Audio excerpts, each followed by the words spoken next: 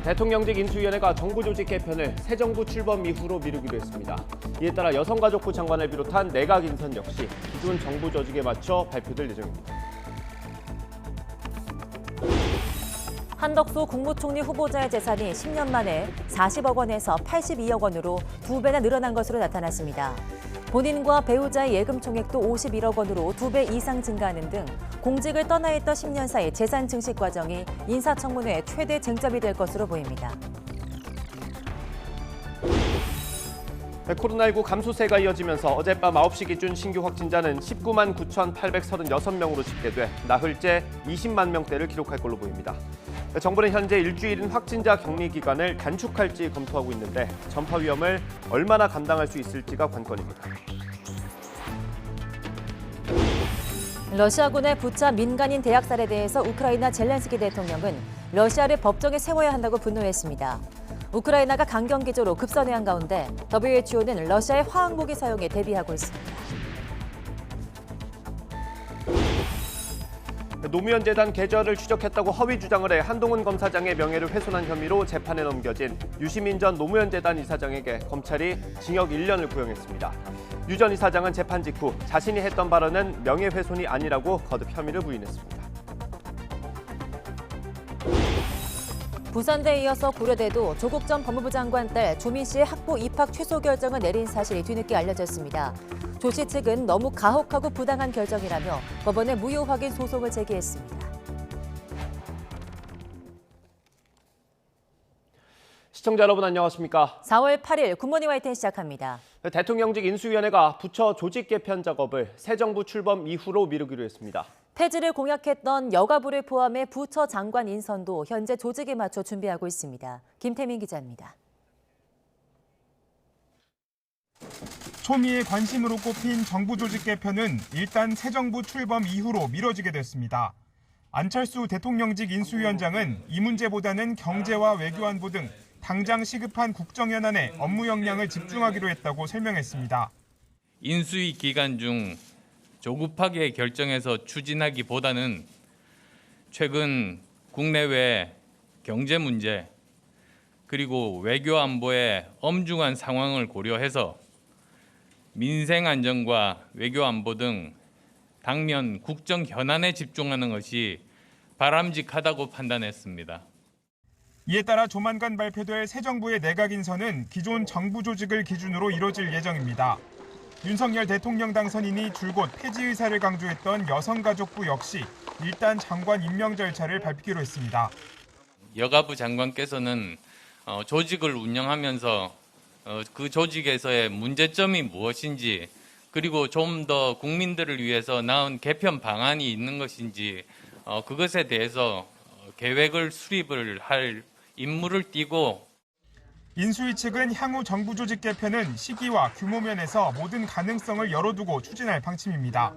시민사회는 물론 민주당과도 충분한 협의를 거치겠다고 했는데 여소야대 전국에서 정부조직법이 표류하게 될 가능성이 큰 만큼 국정운영 공백을 막겠다는 셈법이 담겼습니다. 또 다가올 6일 지방선거에서 여가부 폐지 등의 문제가 정쟁화되는 걸 미리 차단하겠다는 전략으로도 읽힙니다. 민주당에서도 이 문제는 급하게 뚝딱뚝딱 만들어낼 것이 아니다 이런 지적을 했고 충분히 의견 수렴할 필요가 있다 이런 말씀도 주셨습니다. 저희들은 그걸 존중합니다. 이처럼 인수위가 정부 조직 개편을 서두르지 않겠다는 뜻을 분명히 하면서 새 정부의 내각 인선 작업도 한층 더 속도가 날 전망입니다. 인수위는 이와 함께 새 정부의 명칭을 윤석열 정부로 하기로 가닥을 잡았습니다. 장제원 당선인 비서실장은 윤석열이란 이름 자체가 공정과 정의, 상식을 떠올리게 하기 때문이라고 표현했습니다. YTN 김태민입니다. 윤석열 당선인이 모레 경제부총리를 포함한 내각 인선을 1차로 발표할 예정입니다. 하지만 대통령을 가장 가까운 곳에서 보좌할 비서실장 자리를 놓고 고민이 깊어지고 있습니다. 네, 일단 당선인 측은 늦어도 다음 주에는 대통령실 참모들을 내정하겠다는 계획입니다. 엄윤주 기자입니다. 윤석열 당선인은 오는 10일 직접 경제부총리를 포함한 1차 내각 인선을 공개합니다. 장제원 당선인 비서실장은 검증 보고서가 오는 대로 낙점된 사람은 다 발표할 것이라고 말했습니다. 내각은 윤곽이 드러났지만 대통령 비서실장 자리는 여전히 안개 속입니다. 장제원 실장뿐 아니라 후보군에 올랐던 권영세 의원도 의원직을 내놓을 생각이 없다고 거듭 선을 그었습니다. 나는 국회로 갈 거예요. 진작에 비서실장은 다른 좋은 분으로 가는 걸로 나는 생각을 하고 있어요. 그리고 나는 의원직을 버려야 되는 자리에 대해서 생각을 전혀 안 하고 있고. 내각과도 손발을 맞춰야 하는 비서실장 인선을 두고 고심이 깊어지는 가운데 당선인 측은 국가정보원장을 둘러싼 하마평에 대해선 부인하며 취임 이후 지명할 것이라고 밝혔습니다. 국정원장은 당선인 신분이 아닌 현직 대통령만 지명할 수 있기 때문이란 설명입니다. 30대 장관 후보자가 없다는 지적에는 지역이나 성별, 세대보다는 일로 성과를 내는 인물을 발탁하는 것이 국민 통합에도 도움이 된다고 반박했습니다. 인수위 관계자는 YTN과 통화에서 이번 주 후반 늦어도 다음 주에는 대통령실 수석들과 비서관도 내정될 것이라고 밝혔습니다. 신원 조회 등을 거쳐 새로 옮기는 집무실에 들어가려면 빠르게 인선을 마쳐야 하는 만큼 속도를 내고 있다는 겁니다. 취임과 동시에 반드시 국방부 청사로 출근하겠다는 윤 당선인의 집무실 이전을 위한 작업도 시작됐습니다. 앞서 5월 10일 입주가 가능하냐 불가능하냐를 두고 당선인과 인수위 대변인 간 혼선이 빚어진 것을 의식한 듯 인수위에선 추가 브리핑을 열고 집무실 이전에 대해 세세하게 설명하며 취임 날부터 대통령 직무를 가능하게 할 것이라고 거듭 강조했습니다. 아직 어디서 일할지 모르는 인수위 관계자들은 이사할 채비를 하면서도 어수선한 분위기입니다. YTN 엄인주입니다. 한덕수 국무총리 후보자가 본인과 배우자의 재산으로 82억여 원을 신고했습니다. 대통령직 인수위원회가 국회에 제출한 인사청문 요청서를 보면 한 후보자 본인 재산은 58억여 원, 배우자의 재산은 23억여 원으로 모두 82억 5천만 원이 신고됐습니다. 세부적으로 보면 한 후보자는 서울 종로구에 25억 원어치 단독주택을 보유하고 있고 부동산은 인천 남동구에 배우자 소유 6,700여만 원 규모 임야를 보유했습니다. 특히 본인과 부인 명의 예금은 각각 32억 4천만 원과 19억 400만 원으로 현금 51억 5천만 원을 신고했습니다. 더불어민주당이 새 정부 인사에 대한 3대 검증 기준을 정하고 한덕수 국무총리 후보자 등 내각 인사들에 대한 송곳 검증을 예고했습니다. 민주당 인사청문 TF는 국회에서 정책 역량, 공직윤리, 적소적재라는 3대 기준을 골자로 한 인사검증 기준안을 발표했습니다. TF위원인 고민정 의원은 3대 원칙에 따라 직무 역량과 공직윤리, 국민검증을 3대 기준으로 마련했다며 특히 공직윤리는 문재인 정부의 7대 기준을 준용하고 갑질과 특혜 시비, 혈연과 지연 학연을 활용한 네트워크 부조리 행위에 대해서도 책임을 물을 거라고 말했습니다. 네, 이에 대해 대통령직 인수위원회가 새 정부 인사검증 기준을 몇 대 기준으로 포장해서 밝힐 생각은 없다며 지적했습니다. 인수위 관계자는 기자들과 만나 민주당이 발표한 인사검증 기준이 잘 지켜지길 바란다며 이같이 말했습니다. 그러면서 새 정부는 도덕성과 능력을 겸비하고 포괄적이고 철저한 인사 기준에 따라 결정될 것이라고 강조했습니다.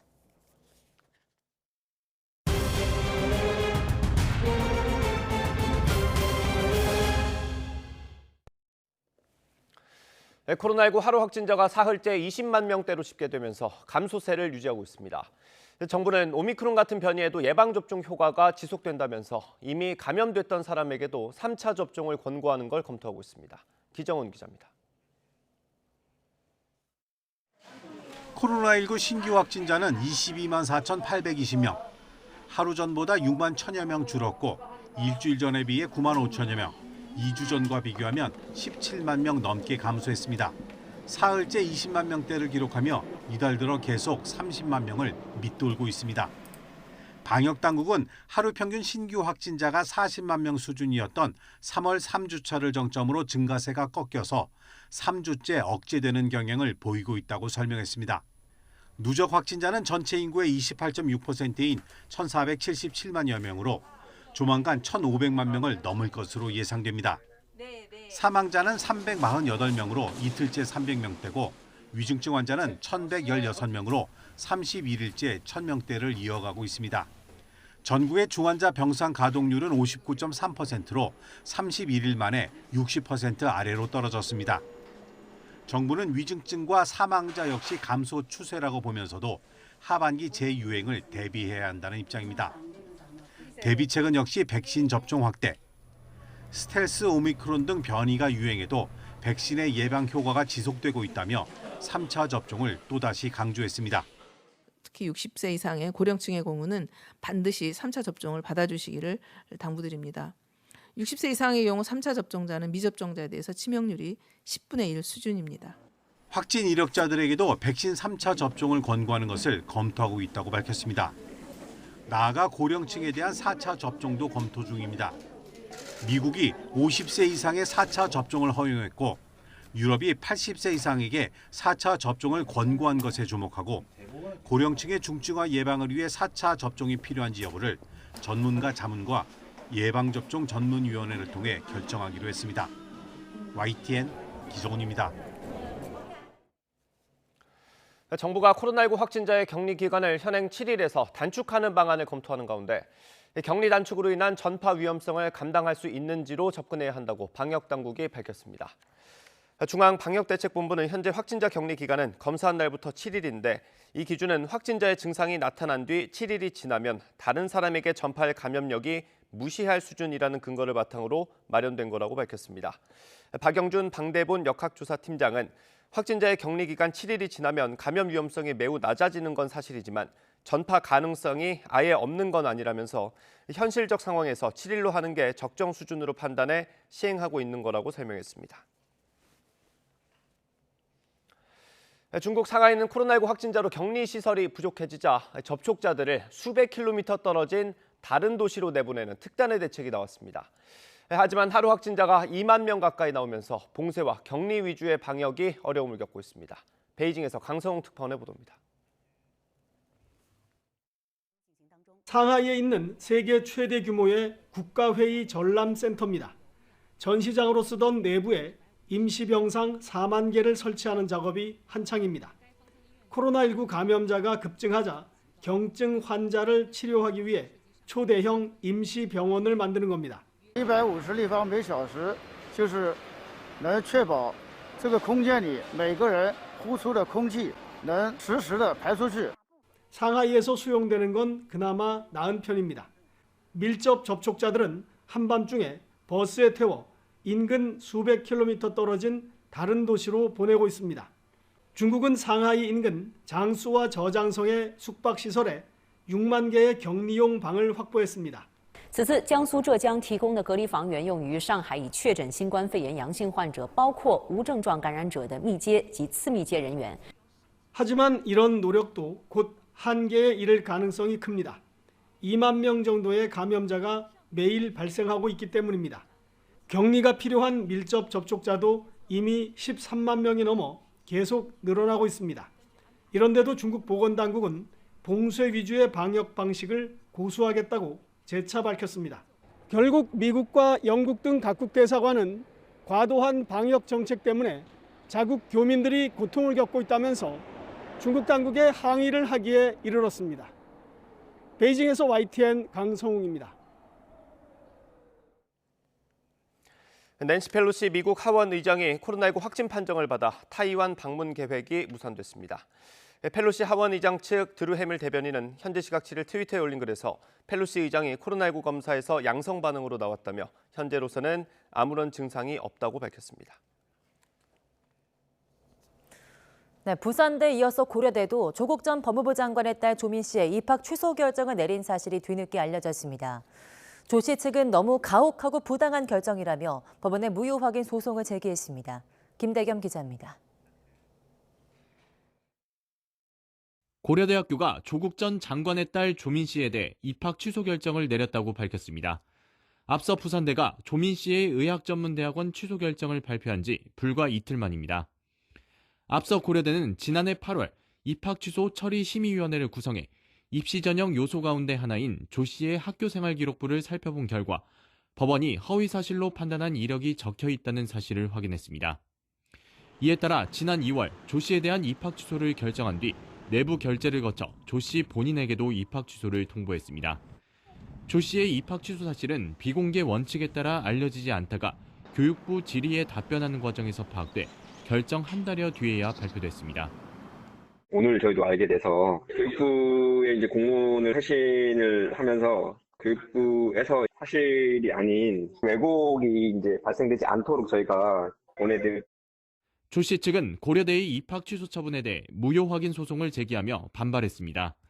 조 씨는 소송 대리인을 통해 밝힌 입장문에서 입학 취소 처분이 너무 가혹하고 부당하다고 호소했습니다. 이어 심의위가 검토한 생활기록부 가운데 문제가 된 경력 기재가 모두 허위인 것은 아니라고 반박했습니다. 또 단지 일부 허위 내용이 포함됐다는 이유만으로 신중한 검토 없이 입학을 취소한 것 사형 선고와도 마찬가지라고 지적했습니다. 조 씨 측은 지난 5일 부산대가 의전원 입학 취소를 결정한 데 대해서도 법원에 집행정지를 신청해 오는 15일 첫 신문이 열릴 예정입니다. 법원이 어떤 판단을 내놓느냐에 따라 조 씨의 의사면허 취소 여부도 최종 결정될 것으로 보입니다. YTN 김대겸입니다. 한동훈 검사장의 명예를 훼손한 혐의로 재판에 넘겨진 유시민 전 노무현 재단 이사장에게 검찰이 실형을 구형했습니다. 검찰은 서울 서부지방법원에서 열린 유시민 전 이사장 결심 공판에서 징역 1년을 선고해달라고 요청했습니다. 검찰은 유 전 이사장이 아무런 근거 없이 파급력 있는 방송에 출연해서 허위 발언으로 검찰 수사의 독립성과 공정성, 신뢰에 큰 영향을 미쳤다고 이유를 밝혔습니다. 검찰이 이상직 의원의 이스타항공 부정 채용 의혹에 대해서 무혐의 처분한 경찰에 재수사를 요청했습니다. 서울 남부지방검찰청은 최근 이스타항공 채용 비리 혐의로 고발된 이 의원 사건과 관련해 서울 강서경찰서에 재수사를 요청했습니다. 이 의원은 지난 2014년부터 2015년 최종구 전 이스타항공 대표 등과 함께 승무원 채용 과정에서 인사팀에 특정 지원자를 추천했다는 의혹을 받고 있습니다. 경찰이 뇌물을 받고 음주 측정 거부 혐의를 무마해줬다는 의혹이 제기돼 검찰이 강제 수사에 나섰습니다. 검찰은 관할 경찰서와 당시 경찰서장 집무실을 압수수색해서 윗선이 어느 정도 개입했는지 살펴보고 있습니다. 윤혜리 기자입니다. 인천 서구에 있는 한 골프장. 재작년 12월 골프장 간부 A씨가 술을 마신 채 주차장에서 운전하다가 다른 차량과 접촉 사고를 냈습니다. A씨는 현장에 출동한 경찰관의 음주 측정 요구를 여러 차례 거부하고 현행범 체포 확인서를 손으로 찍기까지 했습니다. 그 수사 중이고 한 건데 그걸 저희가 또 말하기도 불편하고 그러니까요. 그런데 이상하게도 경찰은 A씨에 대해 체포 확인서 훼손 혐의만 적용해 검찰에 송치했습니다. 이후 검찰의 보완 수사 요구로 음주 측정 거부 혐의도 추가돼 A씨는 결국 1심에서 징역 2년에 집행유예 3년을 선고받았습니다. 검찰은 담당 경찰관이 A씨에게서 음주 측정 거부 혐의를 무마해주는 대가로 뇌물을 받은 혐의를 포착해 경찰서를 압수수색했습니다. 검찰은 인천 서부경찰서 교통안전계와 수사심사관실 등 관련 부서 5곳을 7시간에 걸쳐 압수수색했습니다. 또 당시 인천 서부경찰서장이었던 현 부평경찰서장의 집무실과 자택도 압수수색해 휴대전화 등을 확보했습니다. 부평경찰서장은 당시 담당 경찰관이 대법원 판례를 근거로 불송치 의견을 냈을 뿐 뇌물을 받고 사건을 무마한 적이 없다고 밝혔습니다. 검찰은 압수물 분석이 끝나는 대로 경찰서장 등을 소환 조사할 방침입니다. YTN 윤혜리입니다.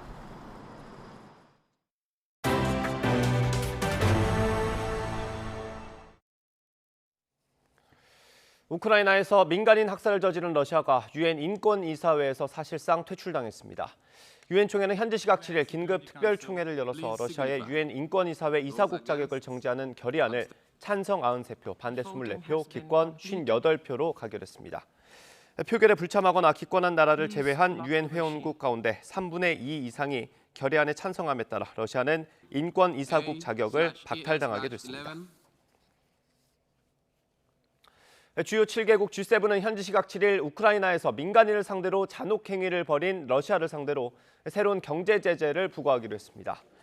G7은 이날 성명을 내고 에너지 부문을 포함해 러시아 경제의 핵심 부문에 대한 신규 투자를 금지하고 일부 상품에 대한 수출 금지를 확대하는 한편 러시아 은행과 국영 기업들에 대한 제재도 강화한다는 데 합의했다고 밝혔습니다. 또 푸틴 러시아 대통령의 전쟁 활동을 지원하는 고위층과 그 가족들을 상대로 한 제재도 한층 강화하기로 했습니다.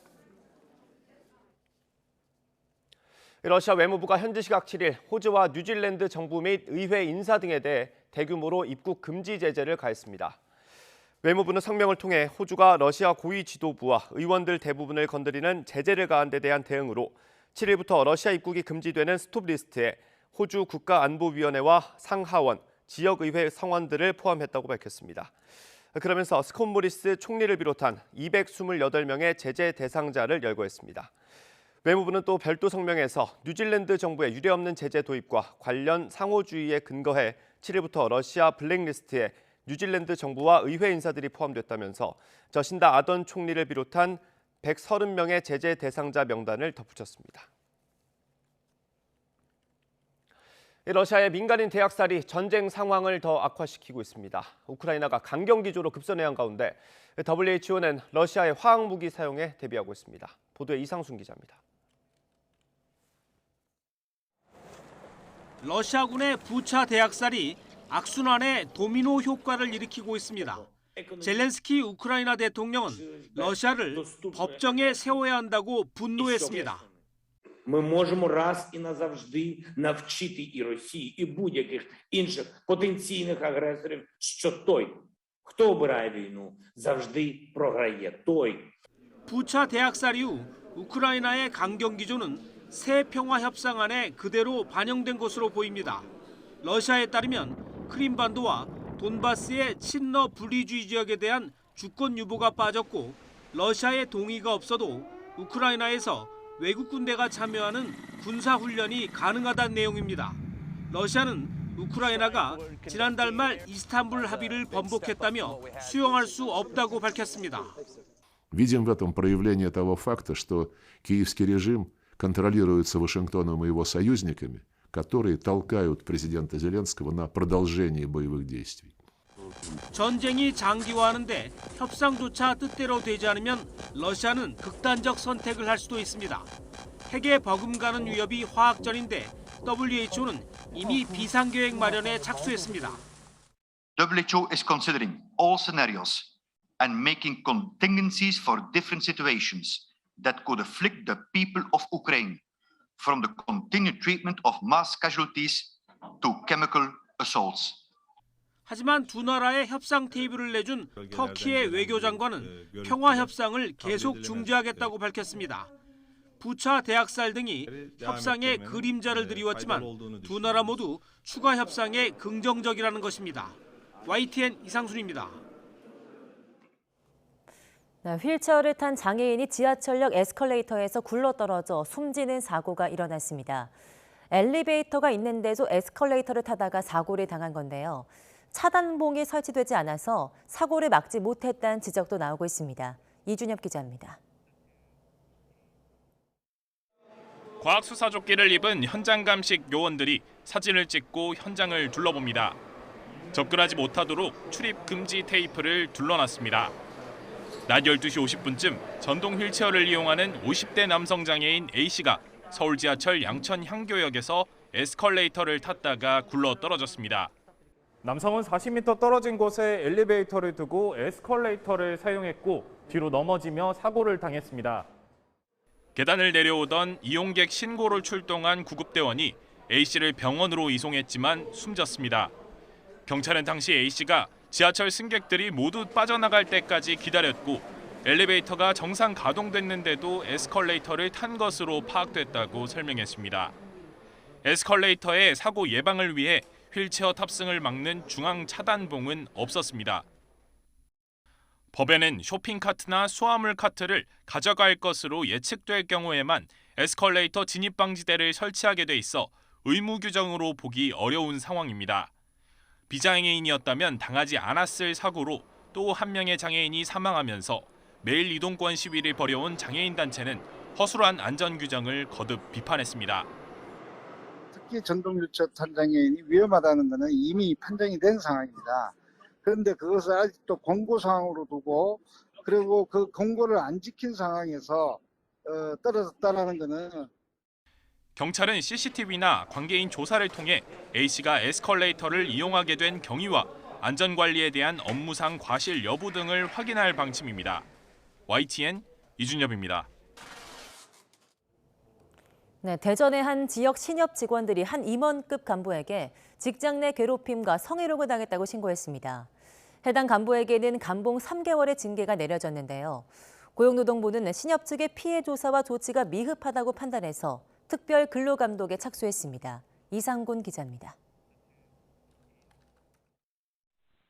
검은 정장 차림 남자가 여성의 팔을 잡아 끌며 건물 안으로 들어가려 합니다. 잠시 뒤 여성이 계단으로 몸을 피하자 이번에는 옆에 앉아 몸 이곳저곳을 만지며 끌어안습니다. 화면 속 남자는 대전의 한 신협 임원급 50대 간부로 직원들은 이 간부가 여직원들을 상대로 성희롱을 일삼았다고 주장했습니다. 자연스럽게 손을 잡는다던가 뭐 어깨 동무 아니면은 폭언 같은 뭐 행위도 했고 식사하면서 안주를 뭐 본인 수저로 직접 뭐 먹여주거나 너무 불쾌하고 수치스러운데 회사 CCTV에서는 이 간부가 사무실에서 골프 연습을 하다가 강제로 여직원에게 골프채를 쥐어주는 장면도 있었습니다. 또 잦은 욕설을 하고 남성 직원들에게 가혹행위를 시키는 장면도 화면과 녹취에서 확인됐습니다. 신협중앙회가 해당 간부에 대해 세 차례 직권정지 조치를 요구했지만 이사회는 따르지 않은 것으로 파악됐습니다. 해당 신협 이사회는 직장 내 괴롭힘과 조합 이미지 실추에 대한 행위에 대해서만 감봉 3개월 처분을 내렸습니다. 문제를 제기한 직원 10여 명은 대책위원회까지 구성해 피해 사실을 알리고 있지만 오히려 부당한 대우를 받고 있다고 말했습니다. 예전에 일어났던 사건을 빌미로 이제 뭐 심할서를 작성하게 하면서 그 계약 만료 해지 통보를 하려고 하고 있습니다. 파란 나무를 긋기 때문에 그 사람은 계속 옹호하고 있고 어떤 보복을 조치를 당할지 모르는 그런 불안감에 많이 떨고 있습니다. 결국 대전노동청은 해당 신협 측의 피해 조사와 개선 조치가 부실한 것으로 보고 특별 근로감독에 나섰습니다. 근로기준법을 비롯한 노동관계법 전반에 대해서 저희가 심층적으로 점검을 할 예정이고요. 특히 이제 문제가 되고 있는 직장 내 괴롭힘과 성희롱에 대해서는 구체적인 사실관계 여부, 그리고 사업주의 어떤 조치 내역 이런 부분까지 저희가 전체적으로 중점적으로 점검을 할 예정입니다. 노동청에 사건 접수가 된 지 3개월. 문제가 제기된 해당 간부는 피해를 주장하는 직원들과 계속 함께 근무하고 있습니다. YTN 이상곤입니다. 그동안 재택근무를 하던 기업들이 이제 코로나19가 일상화된 엔데믹 시대를 맞아 기업 문화의 변화를 시도하고 있습니다. 집에서 가까운 근무 공간에서 출근해서 일하는 거점 오피스 제도가 사무직을 중심으로 확산하고 있습니다. 이승윤 기자가 보도합니다. 부품 소재 분야 기업에 근무하는 곽현찬 씨는 출장을 나온 김에 부근에 있는 근무 공간에 출근했습니다. 여기서 만난 동료들은 물론 다른 곳의 직원들과 화상 회의를 하며 사옥에 출근한 것처럼 함께 일하지만 재택근무 같은 여유를 즐길 수 있는 이른바 거점 오피스 근무입니다. 소속 근무지와 자택이 좀 멀 경우에는 저희가 이동 시간이 많이 하루에 소비가 되는데 그 거점 오피스를 이용하면 가까운 근무지에서 그냥 출근해서 그냥 바로 업무를 진행할 수 있기 때문에 카페 같은 아늑한 공간에서 휴식도 즐길 수 있어서 점점 이용하는 직원들이 늘고 있습니다. 사무직 말고 현장직 인원들도 공정기술반 같은 경우는 주간 업무를 하는 인원들이 있습니다. 전국적으로 살고 있는 임직원들이 많기 때문에요. 거점 오피스 숫자를 좀 전국으로 넓히는 게 좋을 것 같습니다. 최신 IT 기술을 접목한 거점 오피스도 등장했습니다. 얼굴 확인만으로 출입과 공간 예약이 가능하고 메타버스로 원격 회의도 할 수 있습니다. 로봇은 공기질과 소음, 밝기를 점검해 데이터를 전송하면 인공지능이 최적의 근무 환경이 되도록 조절에 나섭니다. 미래 업무 환경을 테스트해보는 테스트베드의 성격도 가지고 있으므로 구성원들이 더 편리하게 업무하고 협업하고 더 생산성을 높일 수 있도록 서비스적인 측면도 더 강화해 나갈 예정입니다. 구글이 세계 12개국 전문직 종사자 1,200명을 조사한 결과 77%가 3년 안에 거점 오피스처럼 재택과 사옥 근무를 병행하는 하이브리드 업무가 표준이 될 것으로 응답했습니다. 코로나19로 기업들이 지난 2년 동안 재택근무의 사회적 가치를 체감한 만큼 재택근무와 사옥 출근의 강점을 결합한 거점 오피스가 새로운 기업 문화로 점차 확산할 전망입니다. YTN 이승윤입니다. 최근 우리 경제는 경기 회복세가 주춤하고 4%대가 넘는 고물가에 민생의 어려움도 커지고 있습니다. 올해 경제 성장률 3% 달성도 쉽지 않을 거라는 분석이 나오고 있습니다. 보도에 오인석 기자입니다. 러시아의 우크라이나 침공 이후 원자재 가격이 급등하며 최근 수출 기업을 중심으로 기업 심리 지수가 큰 폭으로 하락하고 있습니다. 제조업을 비롯해 수출 기업, 전자, 영상, 통신 장비와 자동차 기업 경기 실사 지수가 떨어지고 있습니다. 무역 수지도 악화하고 있습니다. 1분기 무역 수지는 40억 4천만 달러 적자로 분기당 무역 적자가 발생한 건 글로벌 금융 위기 때인 2008년 1분기 이후 처음입니다. 산업 생산은 최근 2개월 연속 마이너스를 기록했고 2월 설비 투자도 큰 폭으로 뒷걸음질 쳤습니다. 한국개발연구원 KDI는 보고서에서 우크라이나 사태 이후 경기 하방 위험이 확대되고 있다고 진단했습니다. 글로벌 공급망 교란이 심화되고 원자재 가격 상승세가 지속될 경우 세계 경제 전반의 회복세가 제약되면서 우리 수출에도 부정적 영향이 점진적으로 나타날 가능성이 있습니다. 국제 유가 급등세는 지난달 소비자 물가 상승률을 10년 3개월 만에 4%대로 밀어올렸습니다. 높은 물가는 실질 소득을 감소시켜 기름값과 외식비 등 서민 생활에 큰 부담을 주고 있습니다. 정부가 유류세 인하폭을 30%까지 확대하는 등 총력 대응하겠다고 밝히고 있지만 현실적으로 물가를 안정시킬 뾰족한 카드가 없다는 게 고민입니다. 최근 원자재 가격 급등세로 국내 물가 상승률이 상당히 좀 가팔라지고 있는데 한국은행은 이제 이런 인플레를 막기 위해서 금리 인상 기조를 강화할 수밖에 없고 하나 우려되는 거는 이제 금리 인상이 되면 우리 실물 경제가 다시 위축될 수 있는 그런 우려가 있습니다. 우크라이나 사태가 장기화할 경우 세계 경제의 성장률이 떨어지고 기대 인플레이션 심리가 높아지면서 우리 경제가 올해 3% 성장률 목표 달성도 쉽지 않다는 분석도 나오고 있습니다. 경기 회복과 물가 안정이라는 두 마리 토끼를 잡아야 하는 정부의 고민이 깊어지고 있습니다. YTN 오인석입니다. 삼성전자가 올해 1분기 매출 77조 원으로 역대 최대 실적을 올렸습니다. 하지만 주가는 52주 최저가로 내려앉았습니다. 박병환 기자가 보도합니다. 시가총액 400조 원이 넘는 코스피 1위 주식 삼성전자. 소액 주주만도 560만 명에 달하는 우리나라를 대표하는 주식입니다. 올해 1분기 삼성전자는 매출 77조 원, 영업이익 14조 1천억 원을 올려 사상 최고 기록을 경신했습니다. 지난해 1분기에 비해 매출은 17.76%, 영업이익은 50.32% 증가한 규모입니다.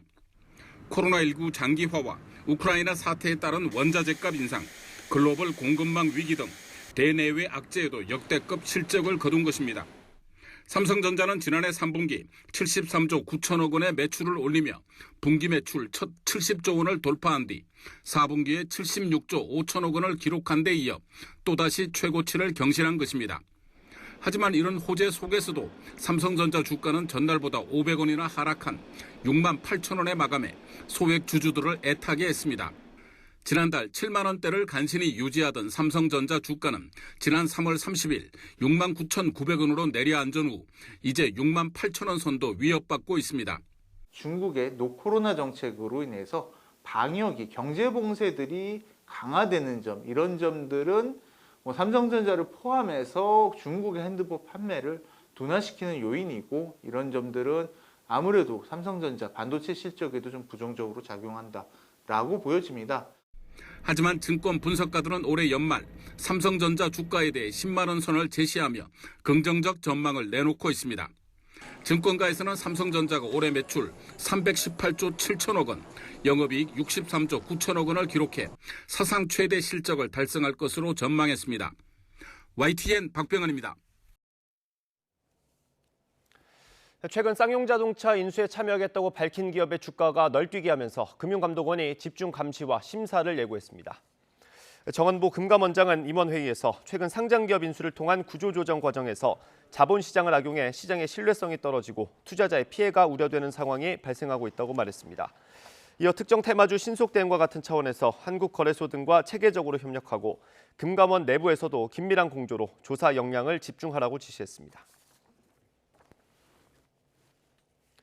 쌍용차 인수 후보로 알려졌던 EM플러스가 인수 컨소시엄에 참여하지 않겠다고 밝혔습니다. EM플러스는 공시를 통해 쌍용차의 인수 컨소시엄 참여 여부를 검토했지만 신규 사업에 더 집중하기 위해 검토를 중단한다고 발표했습니다. 더불어민주당 송영길 전 대표가 당내 찬반 논란에도 불구하고 서울시장 출마를 공식화했습니다. 내용이 커질 것으로 보이는데 또 다른 격전지인 경기지사 선거전도 점차 가열되고 있습니다. 정유진 기자입니다.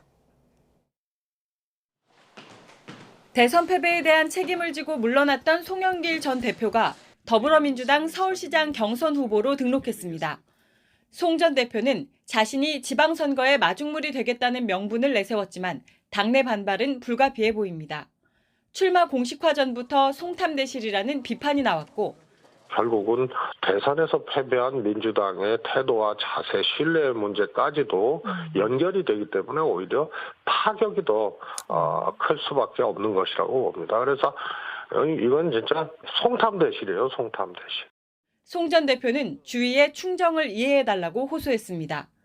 뒷마무리는 본인이 해야 되지 않느냐, 자기의 충정을 알아달라, 이런 뜻이고요. 박주민 의원도 후보 등록을 마친 가운데 당 지도부는 경선을 거치지 않고 전략 공천하는 방안도 동시에 검토 중입니다. 이재명 전 지사의 정치적 텃밭인 경기지사 선거전도 고조되고 있습니다. 김동연 새로운 물결 대표는 민주당과의 합당을 선언하며 자신을 향한 당내 견제구를 뒷다리 잡고 있다고 되받아쳤습니다. 발목 잡을 때가 아니라 심차게 앞으로 뛰어나갈 때입니다. 국민의힘도 경기지사 공천권을 두고 유승민 전 의원과 김은혜 의원 사이 기선 잡기 신경전이 본격화하고 있습니다. 유 전 의원은 윤석열 당선인 대변인 출신인 김은혜 의원을 겨냥해 윤심이 아닌 민심이 가장 중요할 것이라고 경계했고 가장 중요한 거는 저는 윤심이다, 명심이다, 박심이다 이런 게 아니라 바로 경기도민들의 민심 아니겠습니까? 경기도가 지역구인 김 의원은 출마 명분을 앞세웠습니다. 김은혜에게는 경기도에 대한 고민이 있었고 유승민 대표님이 정계 은퇴에 대한 고민이 있으셨잖아요. 6일 지방선거가 50여일 앞으로 다가온 가운데 격전 지역의 선거전도 뜨거워지고 있습니다. YTN 정유진입니다. 네, 민주당과 새로운 물결이 어제 합당 합의문에 서약하면서 새로운 물결 김도겸 대표가 공식적인 경쟁자로 등장하자 더불어민주당 경기지사 경선 주자들이 일제히 김 대표를 향한 공세에 나섰습니다. 조정식 의원은 BBS 라디오 인터뷰에서 김 대표가 서울시장에 출마하는 것이 당 전체를 위해 가장 좋은 그림이었다며 김 대표 측에서 직간접적으로 제기한 경선 룰 조정 문제는 정치개혁과 정당개혁 흐름에 정면 배치된다고 비판했습니다. 안민석 의원은 SNS에 만약 김 대표가 경기지사가 된다면 바로 대권 플랜을 가동할 것이라며 배반의 장미가 될 것이 뻔한데 꽃가마에 태울 이유가 무엇이냐고 주장했습니다.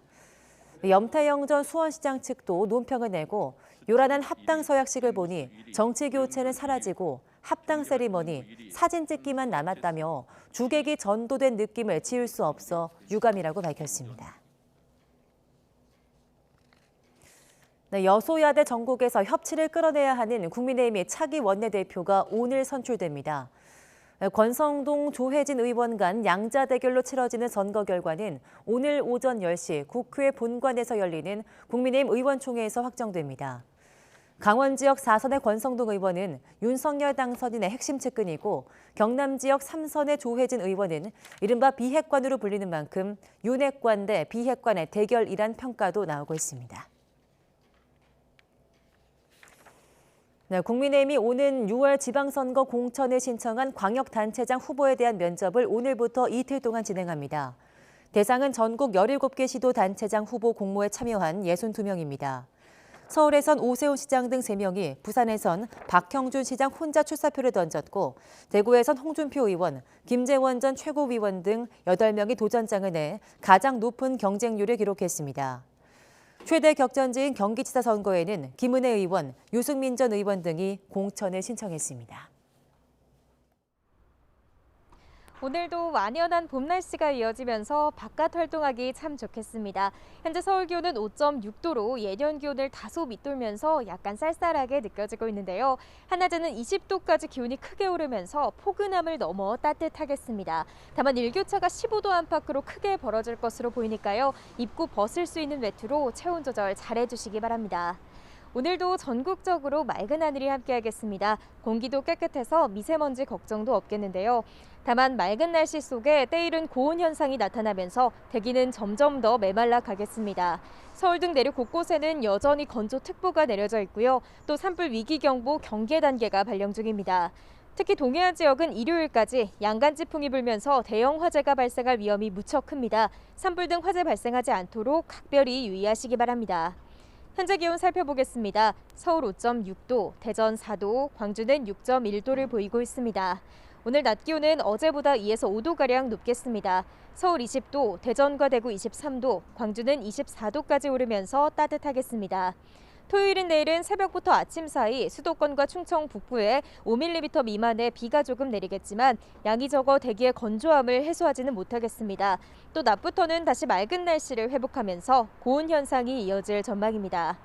일요일까지 동해안 지역에는 고온 속에 양간지풍이 불면서 산불 등 화재 발생 위험이 무척 크겠습니다. 주말 사는 계획하시는 분들은 불씨 관리 철저히 해주시기 바랍니다. 지금까지 서울 상암동에서 YTN 윤수빈입니다. 코로나19 감소세가 이어지면서 신규 확진자는 나흘째 20만 명대로 예상됩니다. 이런 가운데 확진 학생도 중고등학교 중간고사를 보게 해달라는 요구가 거세지자 정부는 교육당국에 관리 계획을 마련하면 지원하겠다고 밝혔습니다.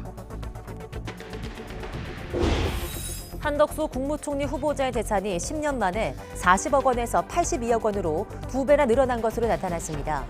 본인과 배우자의 예금 총액도 51억 원으로 2배 이상 증가하는 등 공직을 떠나 있던 10년 사이 재산 증식 과정이 인사청문회의 최대 쟁점이 될 것으로 보입니다. 대통령직 인수위원회가 정부 조직 개편을 새 정부 출범 이후로 미루기로 했습니다. 이에 따라 여성가족부 장관을 비롯한 내각 인선 역시 기존 정부 조직에 맞춰 발표될 예정입니다. 필립 골드버그 주한 미국 대사 지명자는 미국 상원 의사청문회에서 북한의 유엔 결의와 국제 협정을 위반하기 때문에 불량 정권이라고 정의했습니다. 또 북한의 추가 도발을 우려하면서 대화 테이블로 끌어내기 위한 강력한 제재가 필요하다고도 강조했습니다. 어제 0시부터 밤 9시까지 전국 17개 시도에서 코로나19 확진 판정을 받은 사람은 모두 19만 9,836명으로 집계됐습니다. 그제 같은 시간대 집계치보다 2만 628명이 적은 수치입니다. 한 주 전인 지난달 31일 같은 시간대 집계치와 비교하면 7만 1,763명, 2주 전인 지난달 24일보다는 12만 9,073명이 줄었습니다. 누적 확진자 수는 1,500만 명에 가까워졌습니다. 오미크론 변이 발생 초기만 해도 확진자 격리 기간은 2주였는데 지금은 일주일로 줄었습니다. 정부는 이 기간을 더 단축할지 검토하고 있는데 전파 위험을 얼마나 감당할 수 있을지가 관건입니다. 이영환 기자입니다. 오미크론 변이가 국내에서 처음 확인된 건 지난해 12월입니다. 특성을 파악할 자료가 부족한 새로운 변이 발생에 당시 오미크론 확진자 격리 기간은 2주에 달했습니다. 이후 10일에서 백신 접종 여부에 따라 완료자는 7일로 줄었는데 지난 2월부터는 접종력과 무관하게 검사일부터 7일로 일어나 있습니다. 이렇게 격리 기간을 줄일 수 있었던 건 감염자의 바이러스 전파력에 대한 과학적 근거가 쌓였기 때문입니다. 면역이 저하되어 있는 사람들 일부를 제외하고는 바이러스 배출이 일주일 넘어서 되는 사례가 없더라. 그것도 있었고 실제 현장에서도 검증을 했었고요. 그래서 그런 것들을 적용하는 데 있어서 반대하거나 이럴 일이 없었죠.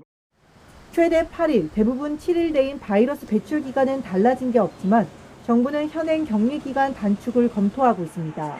전파력은 크지만 치명률이 낮은 오미크론 특성에 초점을 맞춰 일상 회복을 준비하기 위해서입니다. 앞서 오미크론 대유행을 겪은 미국이나 영국은 확진자 격리 기간을 5일로 줄였습니다. 다만 이같이 격리일을 줄이면 추가 전파 가능성이 생길 수밖에 없습니다. 방역 당국도 격리 기간 단축 논의는 바이러스 배출 가능성이 언제까지 있을지에 중점을 두기보다는 혹시 모를 전파 위험을 얼마나 감당할 수 있을지를 기준으로 검토하고 있다고 밝혔습니다. 이에 유행 확산세와 피해 규모, 의료 여력 등을 종합적으로 고려해 격리 기간을 어느 수준으로 줄일지 결정할 방침입니다. YTN 이영훈입니다. 중고등학교 중간고사를 앞두고 확진된 학생들은 시험을 볼 수 없게 되자 학생과 학부모들의 반발이 거셉니다. 정부는 기존 방침에서 한 발 물러서며 검토하겠다고 밝혔지만 현실적으로 확진자가 시험에 응시하기엔 어려울 것으로 보입니다. 보도에 신현준 기자입니다. 코로나19에 확진돼 등교하지 못한 학생은 출석은 인정받지만 중간고사나 기말고사는 치르지 못합니다. 대신 인정점이란 걸 받는데 같은 학기 내 시험 성적을 기준으로 환산합니다. 예를 들어 국어 기말고사에서 평균 60점에 66점을 받았는데 평균 50점인 중간고사에 결시했다면 거꾸로 환산해 인정점이 55점이 됩니다. 앞뒤 시험 점수의 80%만 인정하는 일반 질병과는 달리 코로나19 같은 법정 감염병은 100%를 인정합니다. 하지만 내신에서 0.12점 차이로 등급이 갈릴 수도 있는 만큼 불리할 수 있다는 목소리가 작지 않습니다. 확진이 되고 싶어서 된 게 아니고 어쩔 수 없이 확진이 된 상황에서 불이익이 있을 수 있잖아요, 학생한테. 수행평가나 이런 걸 기준으로 인정점을 준다고 하는 것도 반발이 많을 거고요. 오미크론 확산으로 지난주 중고생 확진자는 하루 평균 14,000여 명.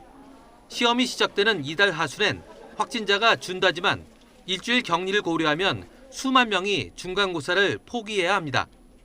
인수위도 확진자가 대면 진료를 받고 약국도 방문하면서 일상 회복을 앞두고 있다며 일방적으로 시험 기회를 박탈하는 행정을 지적했습니다.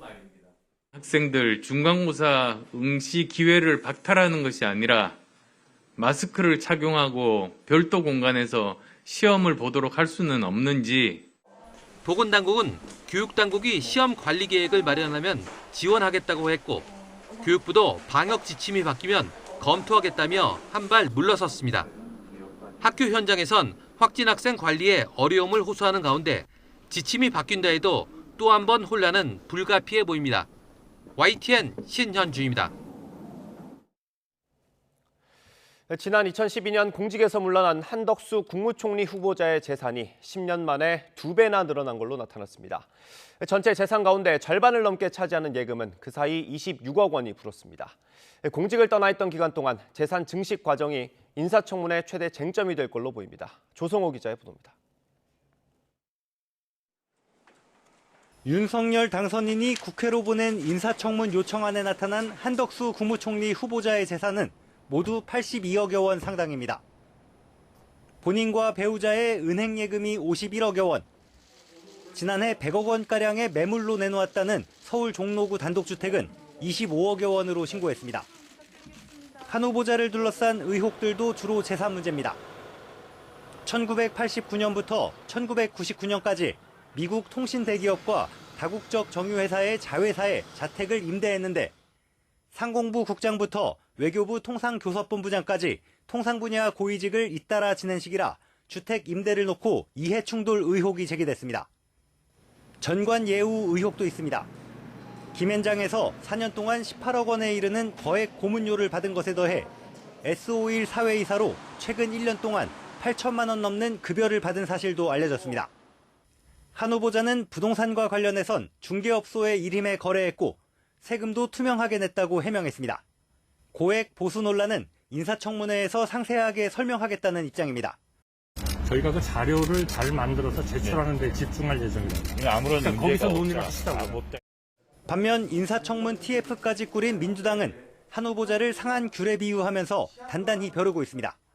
귤을 사오면 귤 상태를 하나하나 검사하고 무르거나 상한 것이 있으면 빠르게 골라내야 합니다. 상한 귤과 멀쩡한 귤을 함께 놔두면 금세 다른 귤까지 상하기 때문입니다.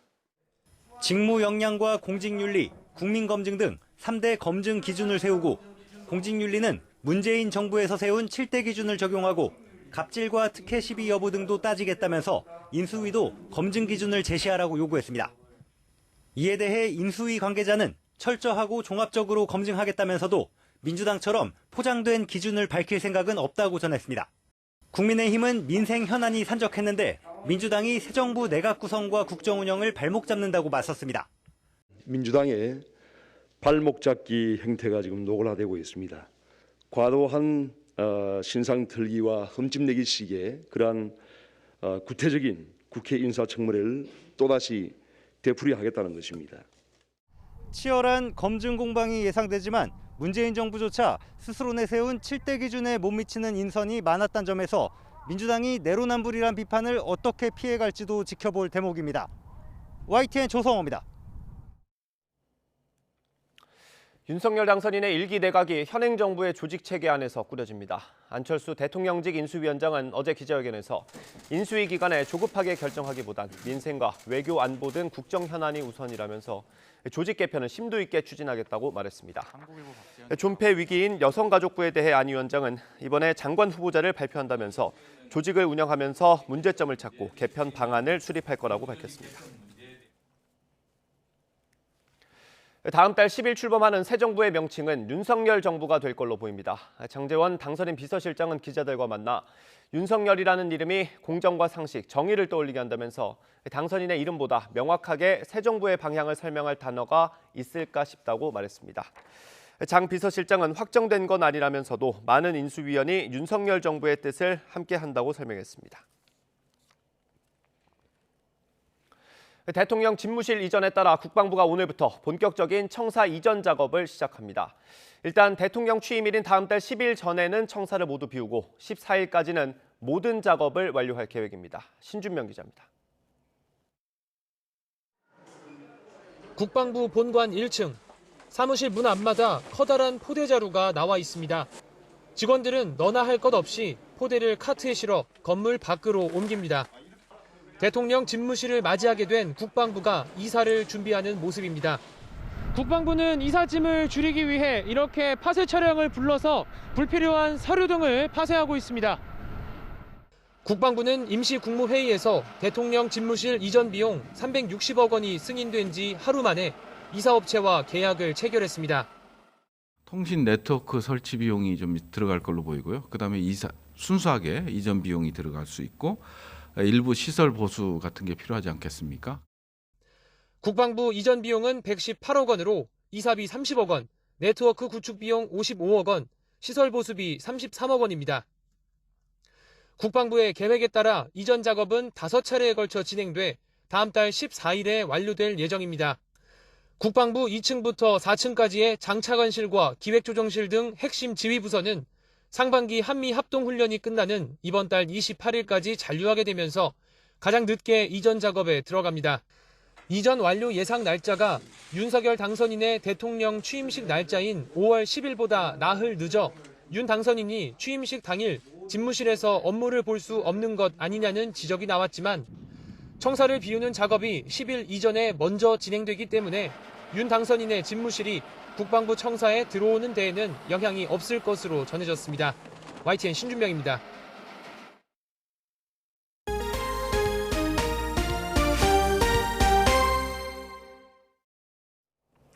네, 필립 골드버그 주한 미국 대사 지명자가 북한의 불량 정권이라고 부르며 CVID, 완전하고 검증 가능하며 불가역적인 비핵화가 미국의 비확산 목표와 부합한다고 밝혔습니다. 외교적 해법과 함께 북한을 대화 테이블로 끌어내기 위한 제재가 필요하다고 강조했습니다. 워싱턴 강태욱 특파원이 보도합니다. 골드버그 지명자가 미국 상원 인사청문회에 섰습니다. 버락 오바마 행정부 때 국무부 유엔 대북제재 이행 담당 조정관을 역임해 대북 강경파로 통하는 골드버그 지명자는 북한을 불량 정권이라고 정의했습니다. 기회가 있을 때마다 유엔 결의와 스스로 약속과 국제협정을 위반하기 때문이라는 겁니다. 그러면서 CVID가 한국과의 동맹 관계를 심화하고 미국의 억제 정책에 부합한다고 말했습니다. They fit with our policy of deterrence, building, broadening, deepening our alliance with the Republic of Korea and doing all possible to defend against a rogue regime in North Korea. 골드버그 지명자는 특히 북한의 추가 도발 가능성을 우려했습니다. 앞서 성김 국무부 대북특별대표가 북한이 이른바 태양절 등을 계기로 ICBM 발사나 핵실험 등 추가 도발 가능성이 있다는 발언을 상기했습니다.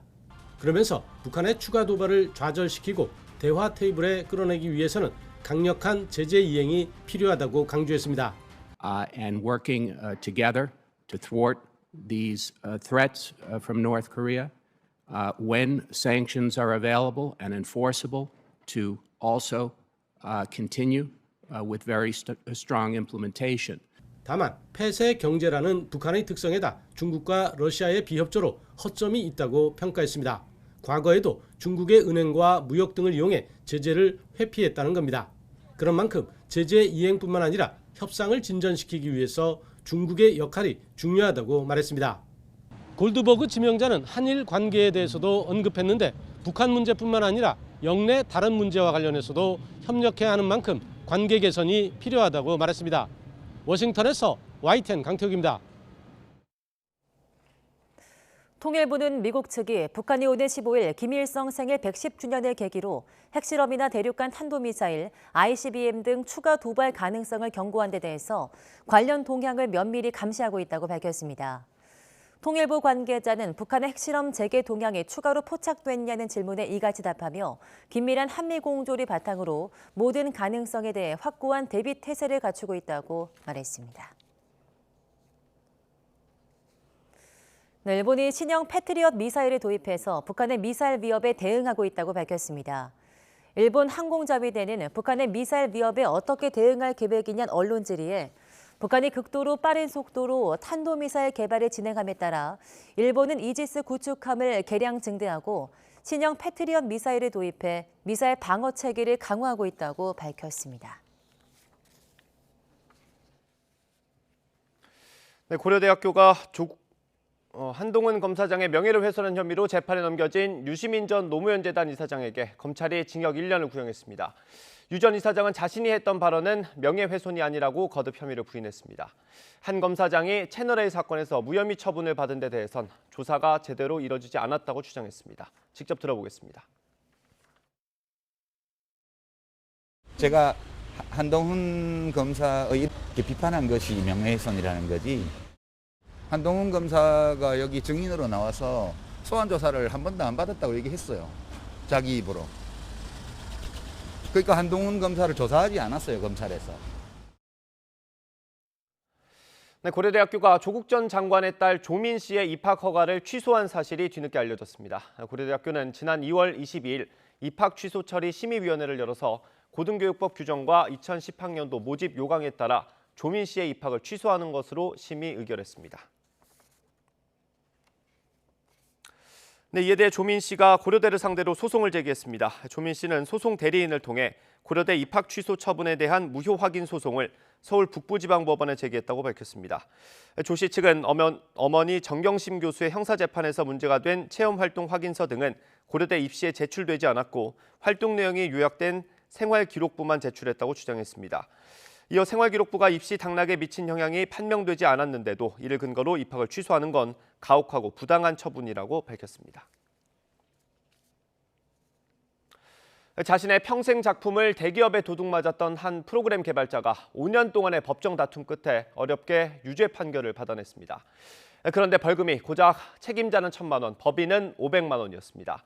이 개발자는 우리 사법체계가 지식재산권을 보호하지 못한다고 호소했습니다. 제보노와의 이준엽 기자입니다. 지난 2011년 대기업 코오롱베니투와 프로그램 완제품 공급 계약을 맺은 고 모 씨. 공급한 프로그램은 지난 1994년 저작권을 등록해 지금까지 업데이트해온 고 씨의 평생 작품이었습니다. 이 작품은 미들웨어로 데이터베이스와 응용 프로그램이 소통할 수 있도록 돕는 허리 역할을 하는 프로그램입니다. 그런데 지난 2015년쯤 고 씨는 코오롱베니트가 자신의 미들웨어 환경 위에서 작동하는 프로그램뿐만 아니라 미들웨어까지 같이 팔았다는 사실을 알게 됐습니다. 그리고 이 미들웨어는 자신의 작품을 베낀 물건이었습니다. 미들웨어라는 건 중간에 들어가는 거기 때문에 함부로 그렇게 바꿀 수가 없어요. 처음부터 다시 개발을 해야 돼요.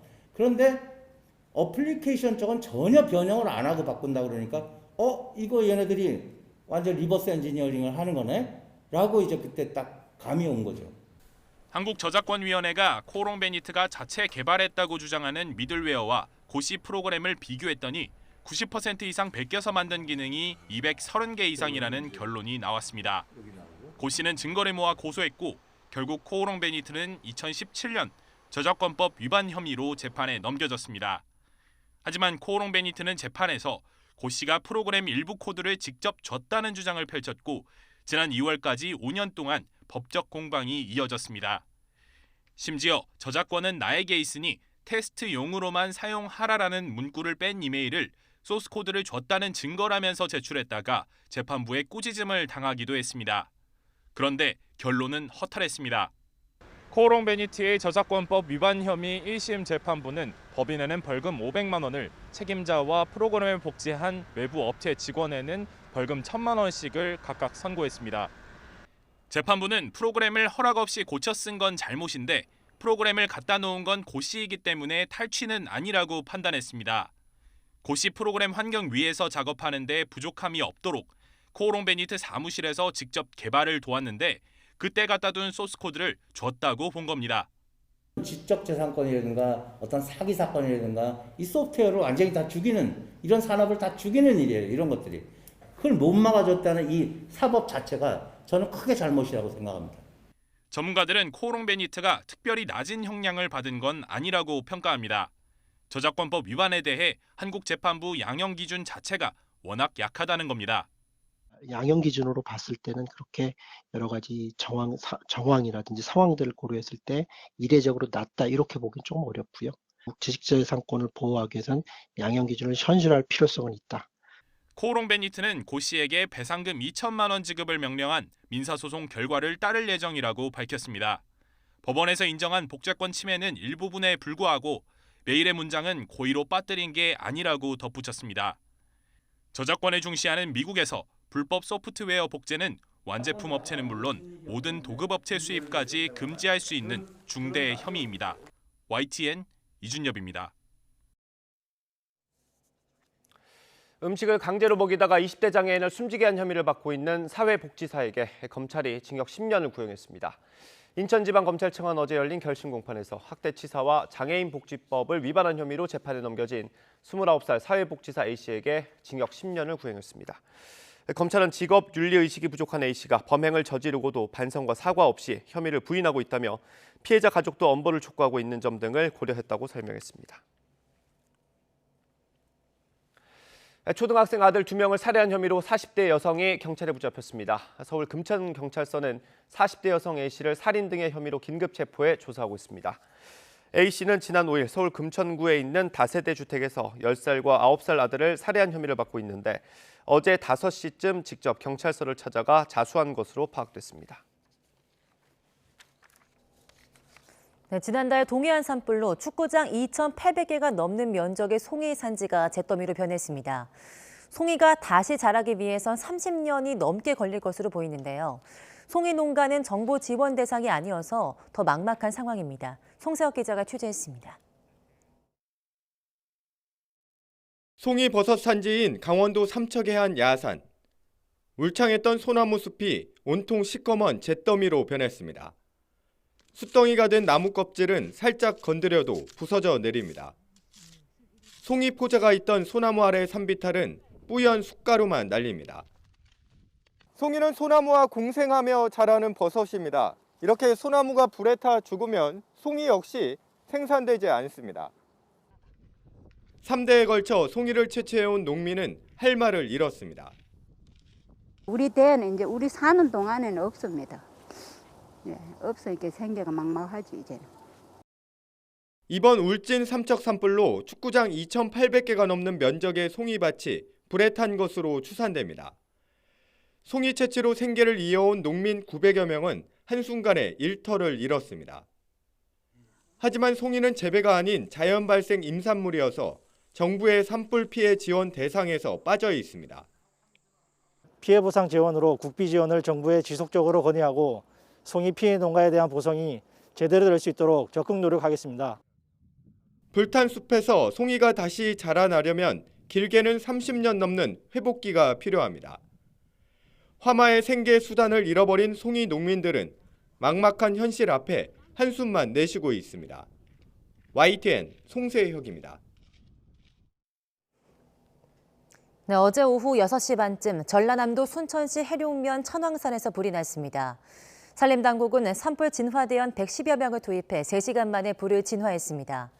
이 불로 다친 사람은 없지만 산림 일부와 농막 한 채가 모두 탔습니다. 어제 낮 2시쯤 경기도 성남시 상대원동에 있는 야산에서 불이 났습니다. 이 불로 임야 100제곱미터가 소실됐고 다친 사람은 없었습니다.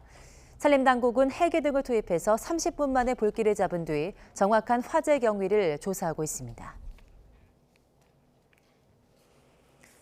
어젯밤 9시 반쯤 세종시 연기면 금강 보행교 앞 도로에서 승용차가 SUV 차량 옆면을 들이받았습니다. 이 사고로 SUV 차량에 타고 있던 일가족 7명이 크고 작은 부상을 입고 병원으로 옮겨졌는데 이 가운데 43살 여성이 숨졌습니다. 승용차 운전자 40대 남성도 다쳐 병원 치료를 받고 있습니다.